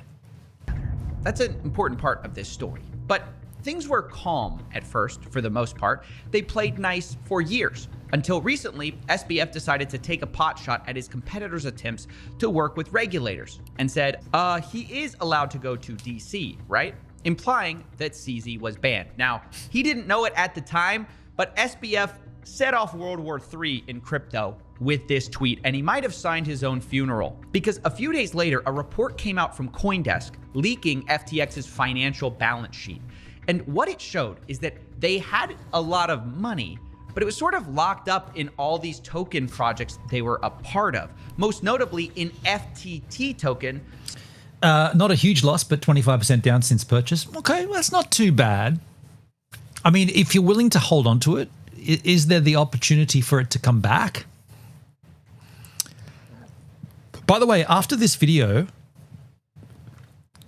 let's talk about what's going to happen in 2026 in terms of crypto. What's the thing to watch? Solana and other projects that they were behind.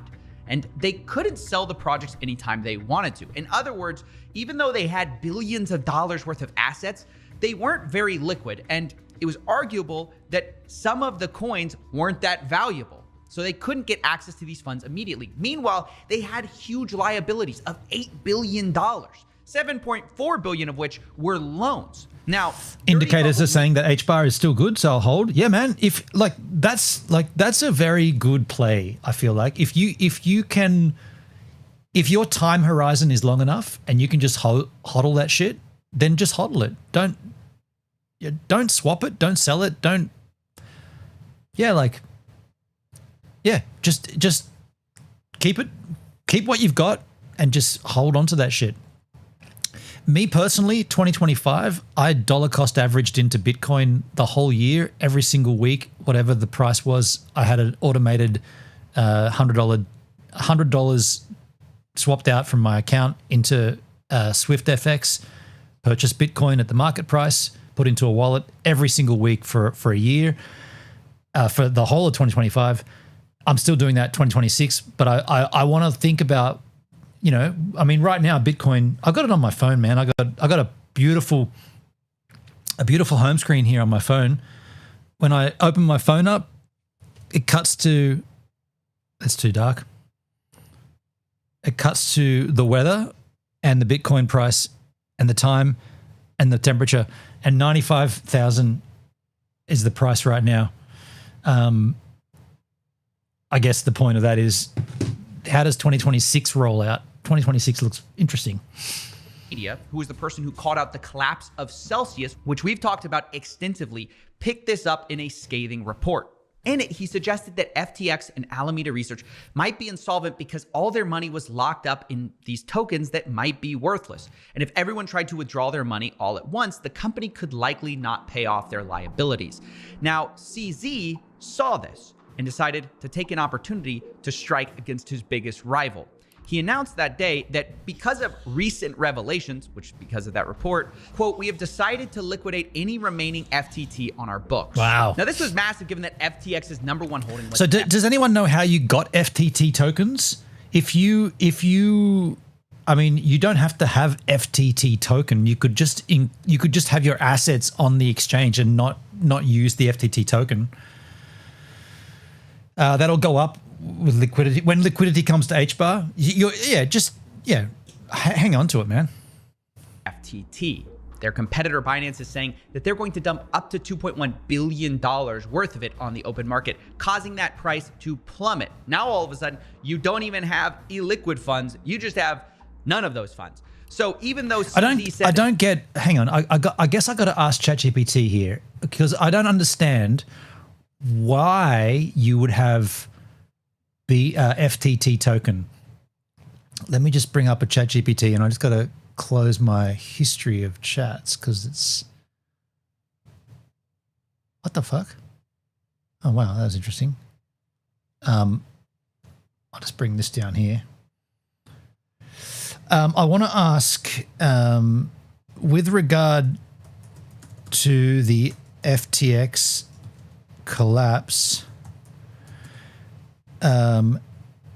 why or how would a user of the FTX exchange, why or how would a user of the have received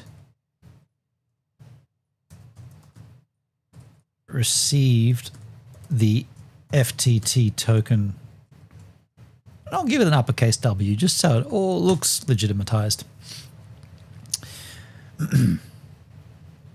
I just wonder how you got the FTT token, because the FTT token was like tied so extensively to this collapse. Good question, and it's one of the confused a lot of FTX users after the collapse.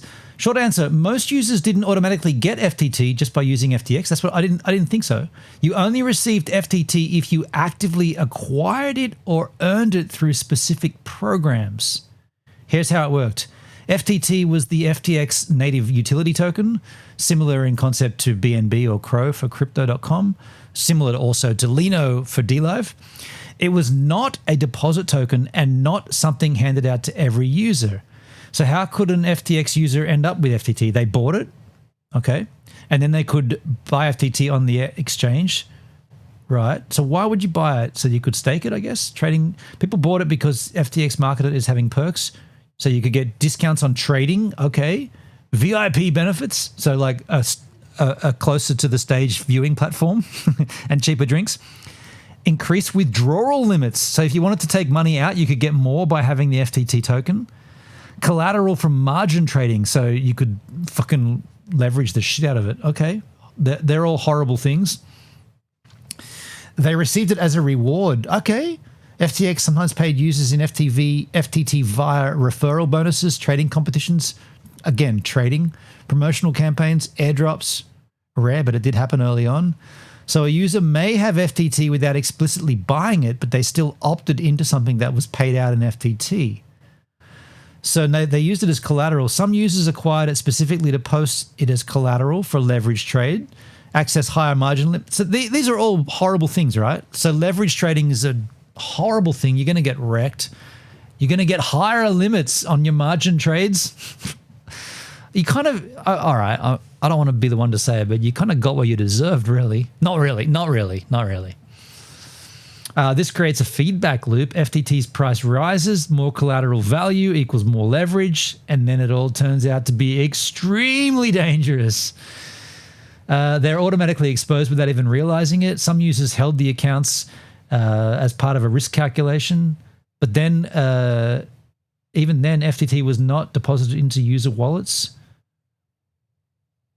What did not happen? You didn't receive it just for signing up. You did not receive it for holding FTX funds. You did not require it. Okay. If you never bought it, earned it, or opted into a promo, you likely never held it. So why did it matter so much? During the catastrophic collapse, Alameda, which is their sister firm, they held huge amounts of it. So this is the commingling shit. It was used as collateral for real loans. So they used FTT as collateral on real world loans. Wow. Once confidence broke, FTT collapsed, collateral vanished, everything unraveled. Yeah, okay, interesting. That paints the better picture, right? Back to CoffeeZilla. Play. That this was not a move against a competitor. It kind of looked like it was, right? Of course he's going to say that. In reality, he knew what he was doing. Now, immediately, this stoked all sorts of fears about the solvency of FTX. And the fear spread like wildfire. Is FTX the next Luna? Is FTX the next Celsius? And people started to withdraw funds like crazy, which honestly was the logical move to make. The problem with crypto exchanges right now is that because there's no monetary insurance on your money, even if the probability of an exchange going bust is less than 1%, you still have to take all your money out, because if they do go bust, you lose everything. If it doesn't go bust, you only lose a fraction of a percent on trading fees for being cautious. And so there's really nothing to risk by taking your money out, and there's everything to risk by keeping it in. So basically that means bank runs are extremely common these days, and a lot of these exchanges, they're really not ready for it. In fact, Sam Bankman-Fried himself said that a lot of crypto exchanges are secretly insolvent, which was a bit of weird foreshadowing. But at first, it looked like FTX wouldn't go insolvent. A lot of people said this was very unlikely, since in the past, they've looked very strong. And that's what they basically said. They said, look, it's no big deal. This is all FUD, nothing to worry about. Alameda Research, who is closely tied to FTX, actually responded about these leaks in their financial balances. And they said, quote, they have $10 billion worth of assets that aren't reflected there. And that also, they have returned most of their loans by now.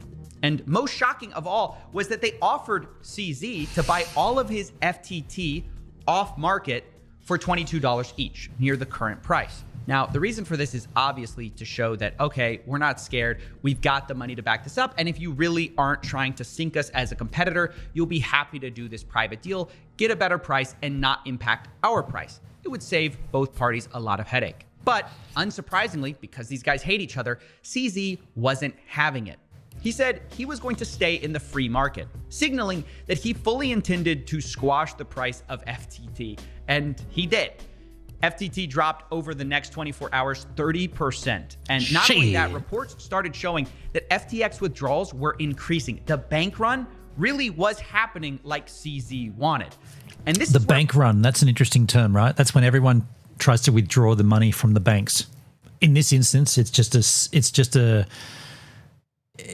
the same phrasing, but it's a different concept. Everyone's withdrawing from the exchange. They don't have the liquidity to facilitate those withdrawals, so then they start failing. Yeah.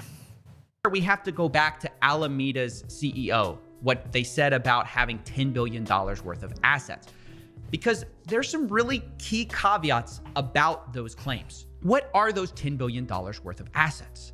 Are they cash? Because if they are, they're probably fine. But if there's something like more FTT token or more of Sam's other projects that he can't sell. Well, that's going to be a significant problem for them when everybody's running and asking for their crypto back and they just don't have it. So questions were flying about what exactly FTX was doing with your money when you deposited it. Were they just giving it to Alameda Research, which is sort of acting like a hedge fund and trading with your crypto, trying to make a big return? Or were they keeping your funds safe and just practicing proper risk management? Well, this is where everyone just basically waited with bated breath to see what was going to happen next.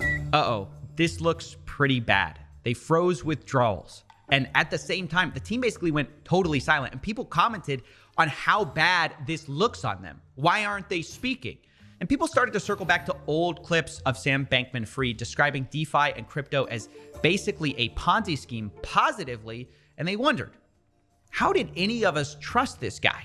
I think of myself as like a fairly cynical person. And that was so much more cynical than how I would have described farming. Like, you're just like, well, I'm in the Ponzi business and it's pretty good. At no point did any of this require any sort of like economic case. It's just like other people put money in the box and so I'm going to too. And then it's more valuable, so I'm going to put more money in. And at no point in the cycle did it seem to like describe any sort of like economic purpose. So yeah, things are looking really grim. But if you have your money locked up on FTX and you're clinched up right now, take a deep breath because things look like they might be fine, although it's coming from a very unlikely source. CZ announced only hours after FTX paused withdrawals that they were going to buy them. Binance was going to buy FTX, the number Binance was going to buy them. I didn't remember one that. crypto exchange buying the number 2 out. Quote, this afternoon, FTX asked for our help. There is a significant liquidity crunch to protect users. We signed a non-binding LOI intending to fully acquire FTX.com and help cover the liquidity crunch. Now, I'm at a loss for words. This is insane. If you're not sure what's just happened, CZ basically set his competitor on fire by stoking rumors of insolvency and then showed up with water buckets later, you know, basically acting like the hero, saving the day. He just bought FTX out for likely pennies on the dollar in a move that's honestly going to go down as a bit of business genius and also cutthroat strategy. I mean, this was a shark move. Now, in the next few months, you're going to see SBF and CZ try to spin this whole thing as if there's no conflict between them and there was never any problems. That was just a rumor, but don't believe it. This beef was very real. Only days ago, CZ was saying that we won't pretend to make love after divorce and that, quote, we won't support people who lobby against other industry players behind their backs. So very much, these guys did not like each other and one of them just won the war. So the fact SBF let himself get bought out by probably the man he hates most in crypto just shows you how badly they must have been short on cash or the crypto that was being withdrawn. I mean, I promise you they exhausted every other option. In fact, reports are already coming out that FTX was courting basically everyone in Silicon Valley, seeking more than $1 billion, but that by mid-Tuesday, the hole in their balance sheet looked to be significantly deeper. And in the end, they had to sell out to their biggest enemy. Now, what does all of this mean? Because for one, this represents a huge centralization in the crypto space. You know, everyone wants to be decentralized. Well, the number one buying out the number two is sort of a big problem if that's your goal. There also remain huge questions like how they could have been out billions of dollars in the first place and how exactly they were safeguarding customer funds if suddenly they find themselves at a multi-billion-dollar hole in their balance sheet after people actually look to get their money out. It seems to be yet another lesson that you should not trust these crypto exchanges as far as you can throw them, and that no matter what their CEOs say about not having to worry about anything, there could be significant liquidity crises that they're lying to you about. And on that note, I want to remind you that this deal is non-binding and Binance can get out if the due diligence doesn't pan out or if they just don't want to do it. So if you're invested in FTX and didn't get your money out when I and others started telling you guys that they were likely to be insolvent, it's not time to relax. Binance isn't necessarily going to save you, and you should explore all your options because your funds might still be in danger if this deal doesn't work out. As for FTX US, I have no idea what's going on with you guys. As far as I know, they just bought out FTX.com, although the deal is still pending, so who knows what's going on with that. This is just a wild end to one of the craziest weeks of crypto. World War III basically broke out, and a winner was decided. The true main character revealed himself. So that's basically it. I'll see you in a bit. I've been working super hard on a big investigation behind the scenes. I'll tell you guys more about that later, but just wanted to keep you up in the loop. All right, see ya. I got a little distracted there, but I heard the gist of it. And Crypto Armageddon. Yo, shush. So the point of that is that if you were heavy into FTT, which is the FTX exchange token, you got screwed. And it seems like it's sad to say that it seemed also a little personal between Sam Bankman and CZ, Binance, and the two owners of the two different platforms. The coin I mentioned at the loss was Link. Right, Link, and it changed to Luna C.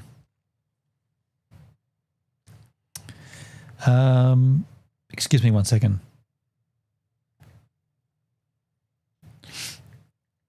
Yeah.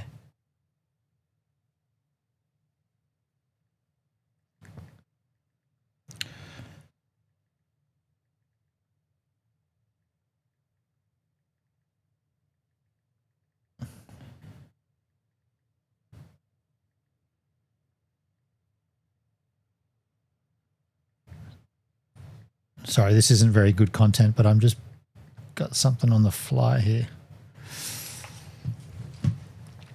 Yeah, Luna. Okay, so look, FTX.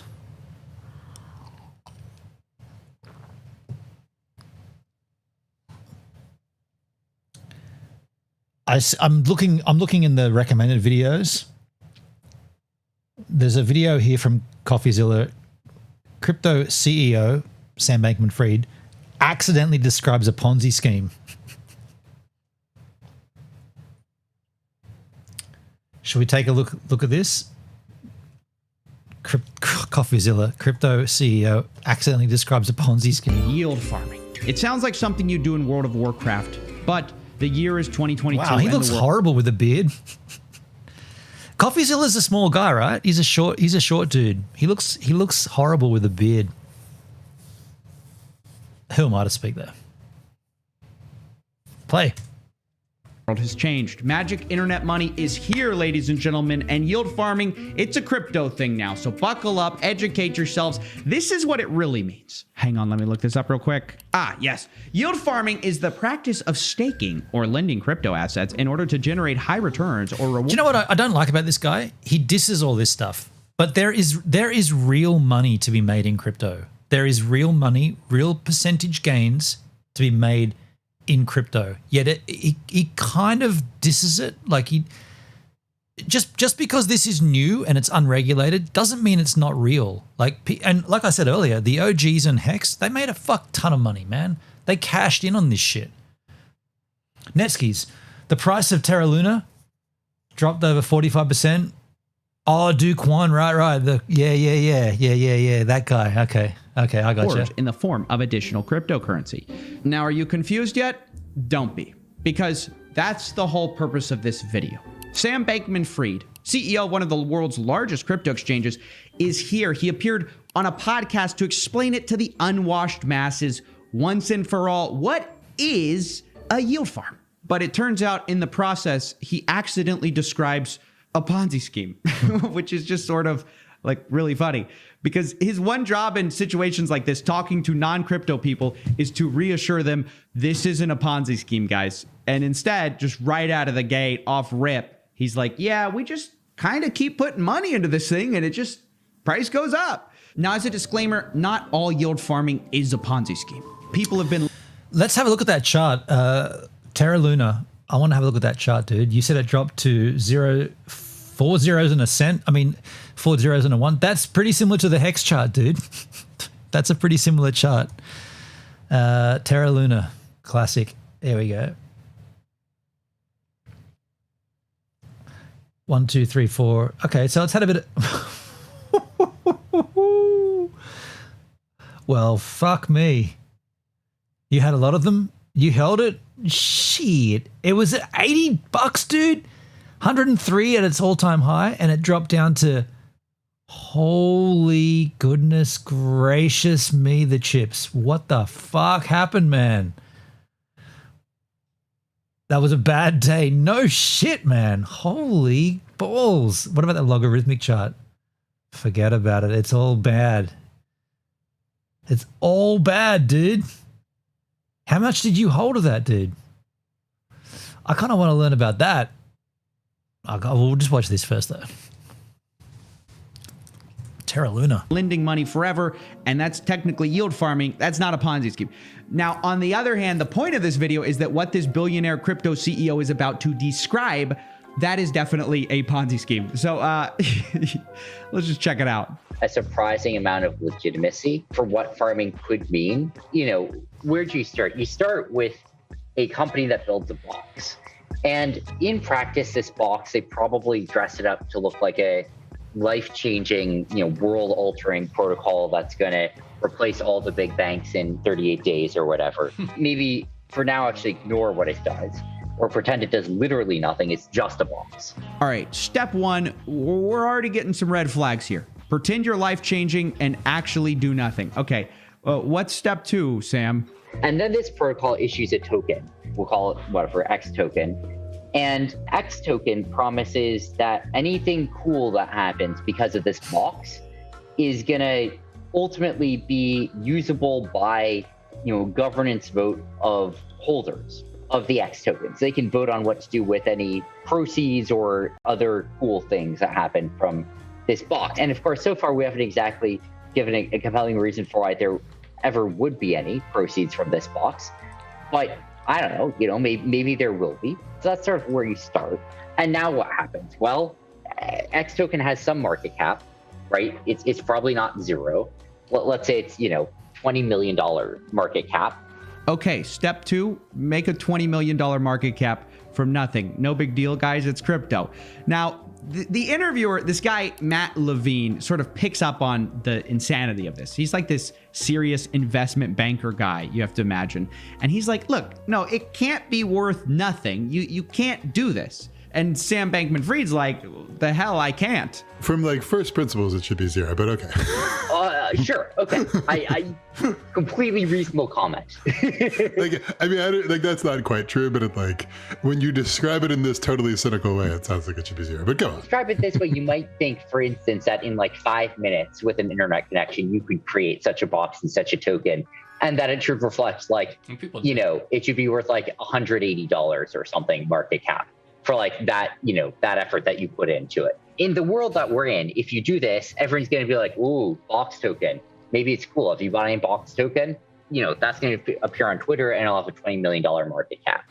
All right, red flag 3. My man just said, maybe in your world, a box that does nothing can't be worth $20 million, but in my world, 20 million minimum. And this is sort of where things go full Ponzi, we don't even try to hide it. Money goes up because more money goes in, and more money's going in because money goes up. It was so bad I left the coins on Binance. Well, Netskis, have you not heard a thing I've been saying on this stream?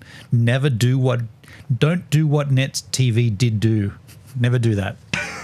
So, X tokens being given out each day. All these sophisticated firms are like, that's interesting. If the total amount of money in the box is $100 million, then it's going to yield $16 million. Could have bought GoVan, right. In X tokens being given out for it. That's a 16% return. That's pretty good. We'll put a little bit more in, right? And maybe that happens until there are $200 million in the box. So, sophisticated traders and or people on crypto Twitter or other sort of similar parties go and put $200 million in the box collectively, and they start getting these X tokens for it, right? And now all of a sudden everyone's like, wow, people just decide to put $200 million in the box. This is a pretty cool box, right? This is a valuable box, as demonstrated by all the money that people have apparently decided should be in the box. And who are we to say that they're wrong about that? you know, this is, I mean, boxes can be great. Look, I love boxes as much as the next guy, right? And so what happens now, all of a sudden people are kind of recalibrating. It's like, well, $20 million, that's it? Like that market cap for this box? And it's been like 48 hours and it already has $200 million, including from like sophisticated players in it. Are you guys hearing this? He literally just described a Ponzi scheme unironically and said at the top of this interview, by the way, that this is one of the most important things in DeFi right now. Boxes that do nothing that are in the shape of pyramids. And by the way, you and I aren't the only ones who feel stunned by this. The interviewers are just sort of at a loss for words. I think of myself as like a fairly cynical person, and that was so much more cynical than how I would have described farming.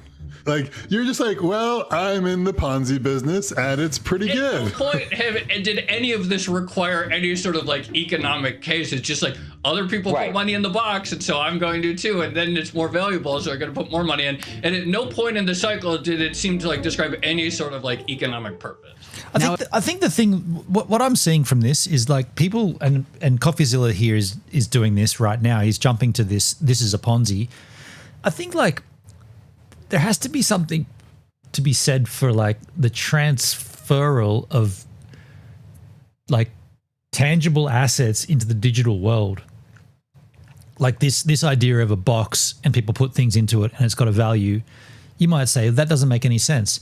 But then go back 20 years ago and tell me that you would have your banking on a phone where you could just bring up all of your banking information and all of your assets and your value, and you could say, well, I want to send some money to a friend from my bank. You telling me you can do that on your telephone? Like that concept. So my point here is like, is it something to be said that maybe this is like the first instance or the early instance of this online world, and people are investing and they're putting real money into this, but what they're investing into is not physically tangible.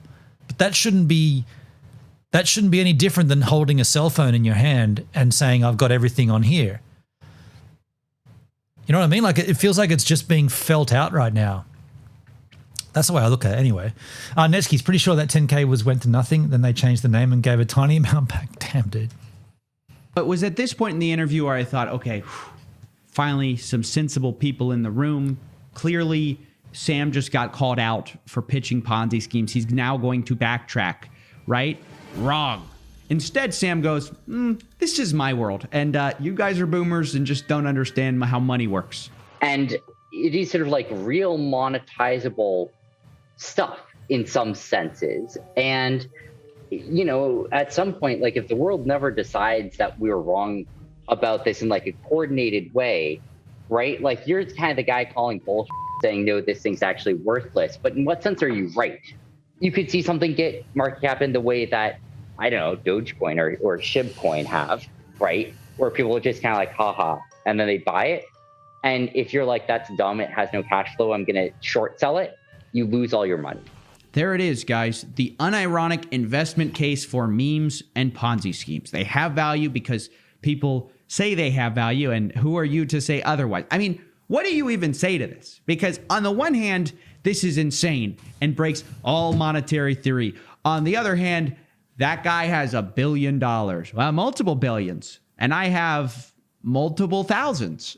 We are not the same, okay? That's all I'm saying. So what do we even take away from this? I think the answer has to be he's in jail right now. Nothing.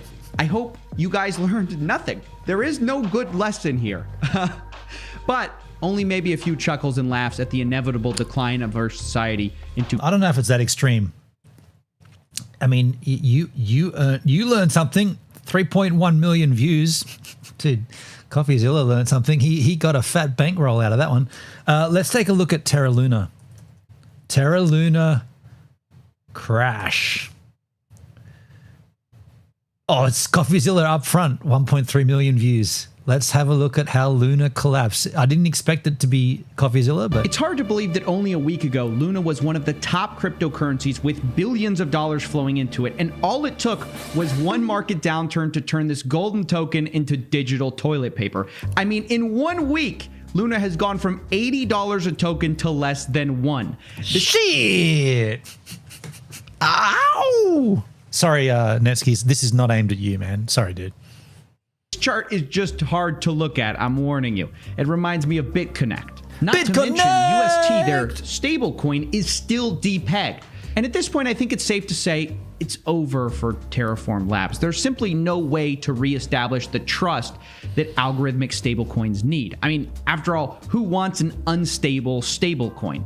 So today, we're going to try to explain what happened and tell the story of why I think this collapse was predictable. By that, I mean, it was literally predicted. There was a $20 million bet about this. And I'm also going to be honest with you about what we don't know as well. Because before we move further, let me say loud and clear. As of right now, no one knows the true culprit for this crash. So far, I've counted... Do you know what's more interesting? Sorry to cut in here, but what's more interesting than the Terra Luna crash, the FTX crash, the Hex crash? I think this guy's more interesting. CoffeeZilla has been somehow perched at the exact point in history right there to make videos on all of these fuck-ups, and he's cashed in on it, right? Like, you might say, yeah, but there's plenty of like influencers and crypto talking heads that discuss all this, but somehow CoffeeZilla, for some reason, I mean, he's a good-looking chap. He's got a little shtick there. He wears the suspenders and the white t-shirt. Yeah, he's got this thing. Somehow he's managed to get in. He's like your Philip DeFranco of the crypto world. I don't actually understand his take on crypto. Does he like it? Does he think is there any benefit to crypto, or is it just all a fucking scam? I'd love to hear his take on Richard Hart. That'd be intriguing. Better keep an eye on his chain. His chain or his chin?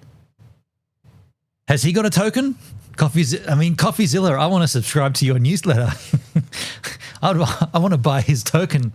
I want to stake that shit. 4 different and unique threads going viral, all claiming to know how Luna collapsed, and the explanation is slightly different each time. But what is consistent is their proof. His channel, right. Trust me, bro. In fact, my personal favorite of these explanations is the theory that Citadel, who's the GameStop supervillain, secretly gotten a 100,000 Bitcoin loan from Gemini, which is owned by the Winkle twins, and they destroyed Luna with it. Now, Gemini denied these claims, but who are you going to believe? A private company? Wait, so a $100,000 Bitcoin loan made by the Gemini guys, the Winklevoss twins? Okay. Anonymous 4chan post. Kind of a toss-up, right? And I'm not even saying these are wrong. They just don't have any evidence. So that's where it stands with this forensic side of things. A lot of people claim to have solved it, but nobody seems to actually have done so. But while we don't know exactly what happened, I think it's important to say this crash also didn't surprise anyone. And I think that's worth talking about. There were a lot of people who have been calling for this for some time, and these were mostly for 2 reasons, which we've already discussed. UST was built on a Ponzi scheme, and algo stablecoins have sort of always failed, and we've covered those. Wait. A third option. USD built on a Ponzi scheme. Okay, that's news to me. That I really think has been overlooked in all this, and that is Do Kwon's role. Remember that Do Kwon is the creator of Terraform Labs. And what most people don't know is that as Luna became more and more successful, Do Kwon slowly became more and more arrogant. He would dismiss all his critics and call them poor. And I believe this played a role, at least, in so many people rooting for Luna's downfall, if not actively playing a role in it.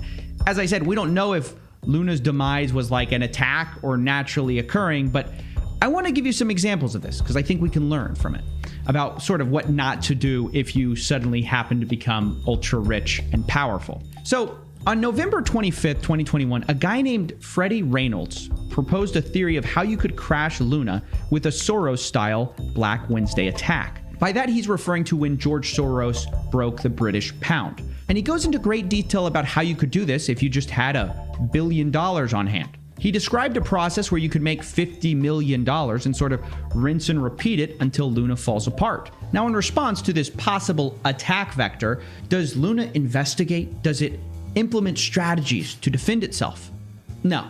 Instead, Do Kwon says this, probably the most thread I've read this decade. Silence is a perfectly acceptable option if stupid. And then basically he asks sort of to be attacked. He says, billionaires in my following, go ahead, see what happens. I mean, can you imagine the arrogance to taunt billionaires that are following you and going like, yeah, see what happens. Go ahead, attack me, see what happens. Now, look, I know the internet's kind of a wild place, but I usually think there are two rules Assholes that did you it. have to abide by at all times. One, don't ever taunt the internet. And two, don't ever taunt billionaires. And you certainly don't want to do both at the same time. But this kind of arrogant response wasn't even an irregular occurrence. Rather than engaging with flaws in his protocol, Do Kwon would repeatedly call his critics poor. In fact, a few days before Luna collapsed, Do Kwon said that if you listen to crypto influencers about UST pegging for the 69th time, or you could remember that they're all poor now and go for a run instead. And he repeatedly did this. He also taunted this guy, Algod Trading, who said, if Luna breaks new all-time highs, I will short it with size. And Do Kwon responds, yeah, but your size is not size. This guy responds, statistically, you're dunking on 99% of your community, but all right, someday your Ponzi will collapse. You can't keep fueling Anchor. And this is my favorite part of the story because that same guy then responds 4 days later, offering a $1 million bet that Luna will be at a lower price in exactly 1 year. Now, what does Do Kwon do? He takes it. Of course, he takes the bet. Wow. He says, cool, I'm in. Sick. And I guess that got enough attention because someone noticed it and decided that they They're actually gonna wanted sell. to raise the stakes. GCR on Twitter decides to offer a $10 million bet. Do Kwon 10 wants to million. get Holy fuck. So now there's going to be a whale that just goes and sells that shit. and they decide on the escrow being another crypto Twitter user, Kobe. And so right now at this address, which we will put on screen, there's currently a $10 million bet going on on the blockchain. This is real money we're talking about. Literally just put up to see if Luna's going to fall or not, which obviously 2 months later, it did. This is what Richard Hart and the Hex community doesn't have. We don't have these massive whales that can like put up $10 million for a bet. Jesus. Even that wasn't enough for GCR, who at the time decides he wants to double the bet, saying the initial spirit 20 of million. it was this, like, yeah, your size is not size, whatever, like kind of a weird insult. 20 mil? Weird way to say you're poor, basically. And so he says, look, we're going to play for big money. I'll double it to $20 million, to which Do Kwon doesn't respond. And so instead, what this guy does is he decides he's going to short Luna That's with insane, the remaining right? $10 million Meskies. that he wanted to bet him with. Now, for those of you following along at home, this is what we call a Chad move. This guy would end up Total cashing Chad. out with $16 to $20 million profit. And it shows how much Do Kwon pissed everyone off, not just the, quote, poor people, but actually the richest part of crypto Twitter. Remember, he literally asked billionaires to attack his protocol. And to make it even worse, he also began attacking other competitors around this time, saying about stable coins like DAI, by my hand, DAI will die. Wow. And it was sort of this unique combination. Wait. of By my arrogance. hand? What did that... So he actually says... That's basically him saying, I'm going to sell this shit down. You paid for part of that. Right on, Netsky. So I'm glad... Oh, well, I'm not glad, but... I don't want to be harsh about this, but yes, what you're saying is accurate. You did pay for part of it, and it's good that you accepted that. 10K is nothing to be scoffed at, though. That's a substantial loss, dude. But yeah, but right here in this tweet, Do Kwon, he's basically saying, "I'm going to sell that shit down. By my hand, I will." Imagine Richard Hart did that. By my hand, Ethereum. Hex on Ethereum will die. He kind of did do that, actually.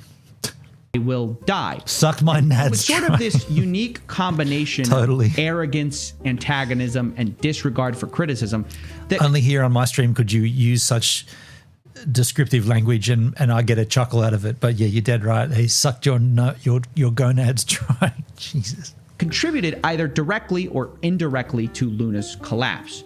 People don't like a sore winner, and it's fair to say that Do Kwon had to learn that lesson the hard way. My point with sharing this isn't to suggest that the only reason Luna collapsed is because this guy is kind of a jerk. Because remember, they were basically running a Ponzi scheme. But being a jerk, along with sort of running and benefiting from a Ponzi scheme, definitely doesn't help. And the other bit of news we learned in all of this is that CoinDesk reported that Do Kwon was secretly behind a failed stablecoin in the past called Basis Cash. He turned out to be anonymously involved, going by the pseudonym Rick, and his partner was called Morty. According to CoinDesk, he modeled the project after an earlier project called Basis, which you may or may not remember as the failed project of founder Nader Al-Naji, the creator of BitClout. So that's where we are with this story. BitClout. I still have a BitClout link in my description. BitClout. Yeah, right. That thing was... Wow, yeah, okay. Wow. A lot has come out, and while I hold very little sympathy for Do Kwon's failure, I do feel bad for all the traders who got swept up in it. For example, KSI claimed to have bought 100,000 Luna, claiming it could be the, quote, best or worst trade of my life. He later says he spent $2.8 million buying the dip, and that his Luna was now worth $1,000. Fucking hell, man. 2.8 mil to 1,000. Netskis, when it happened, I was pretty much in shock. Yeah, I mean, look.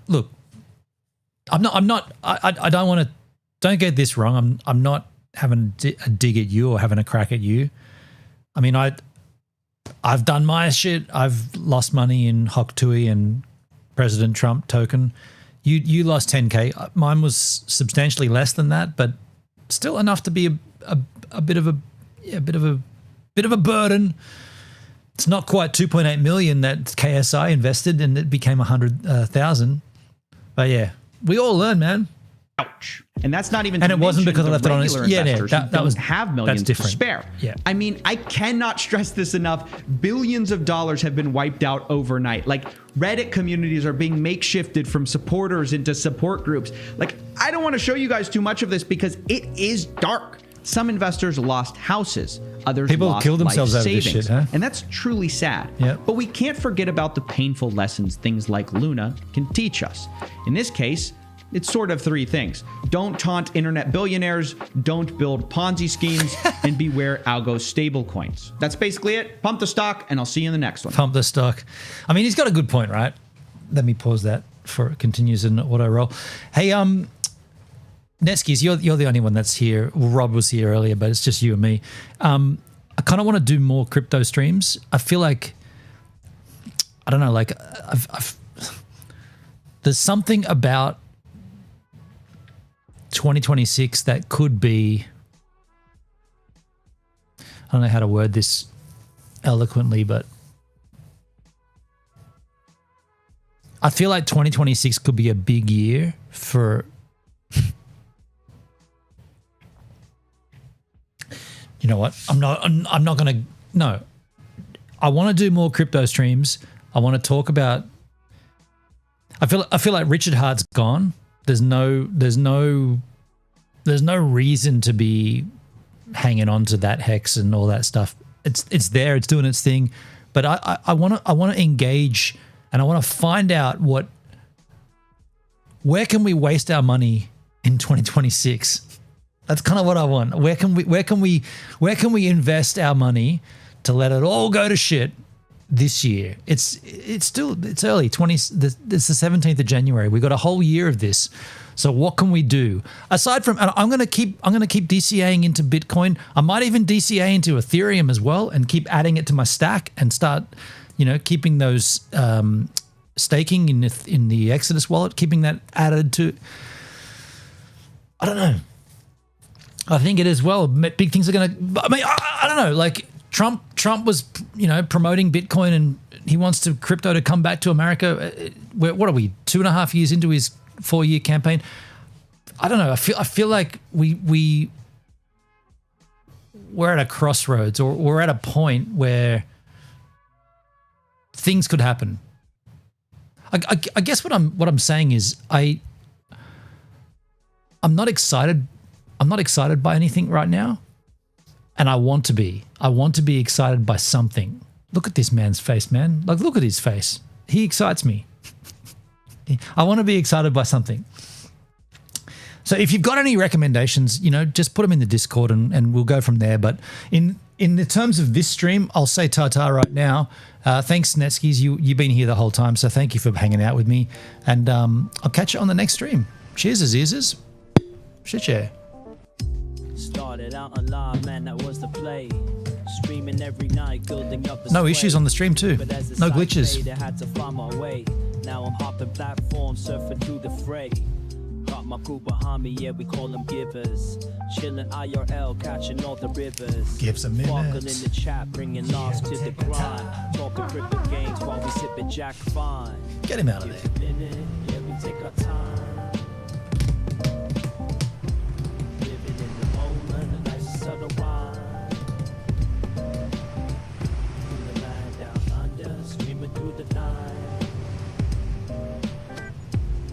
New Zealand's vibe, surfing waves day to night, always looking for the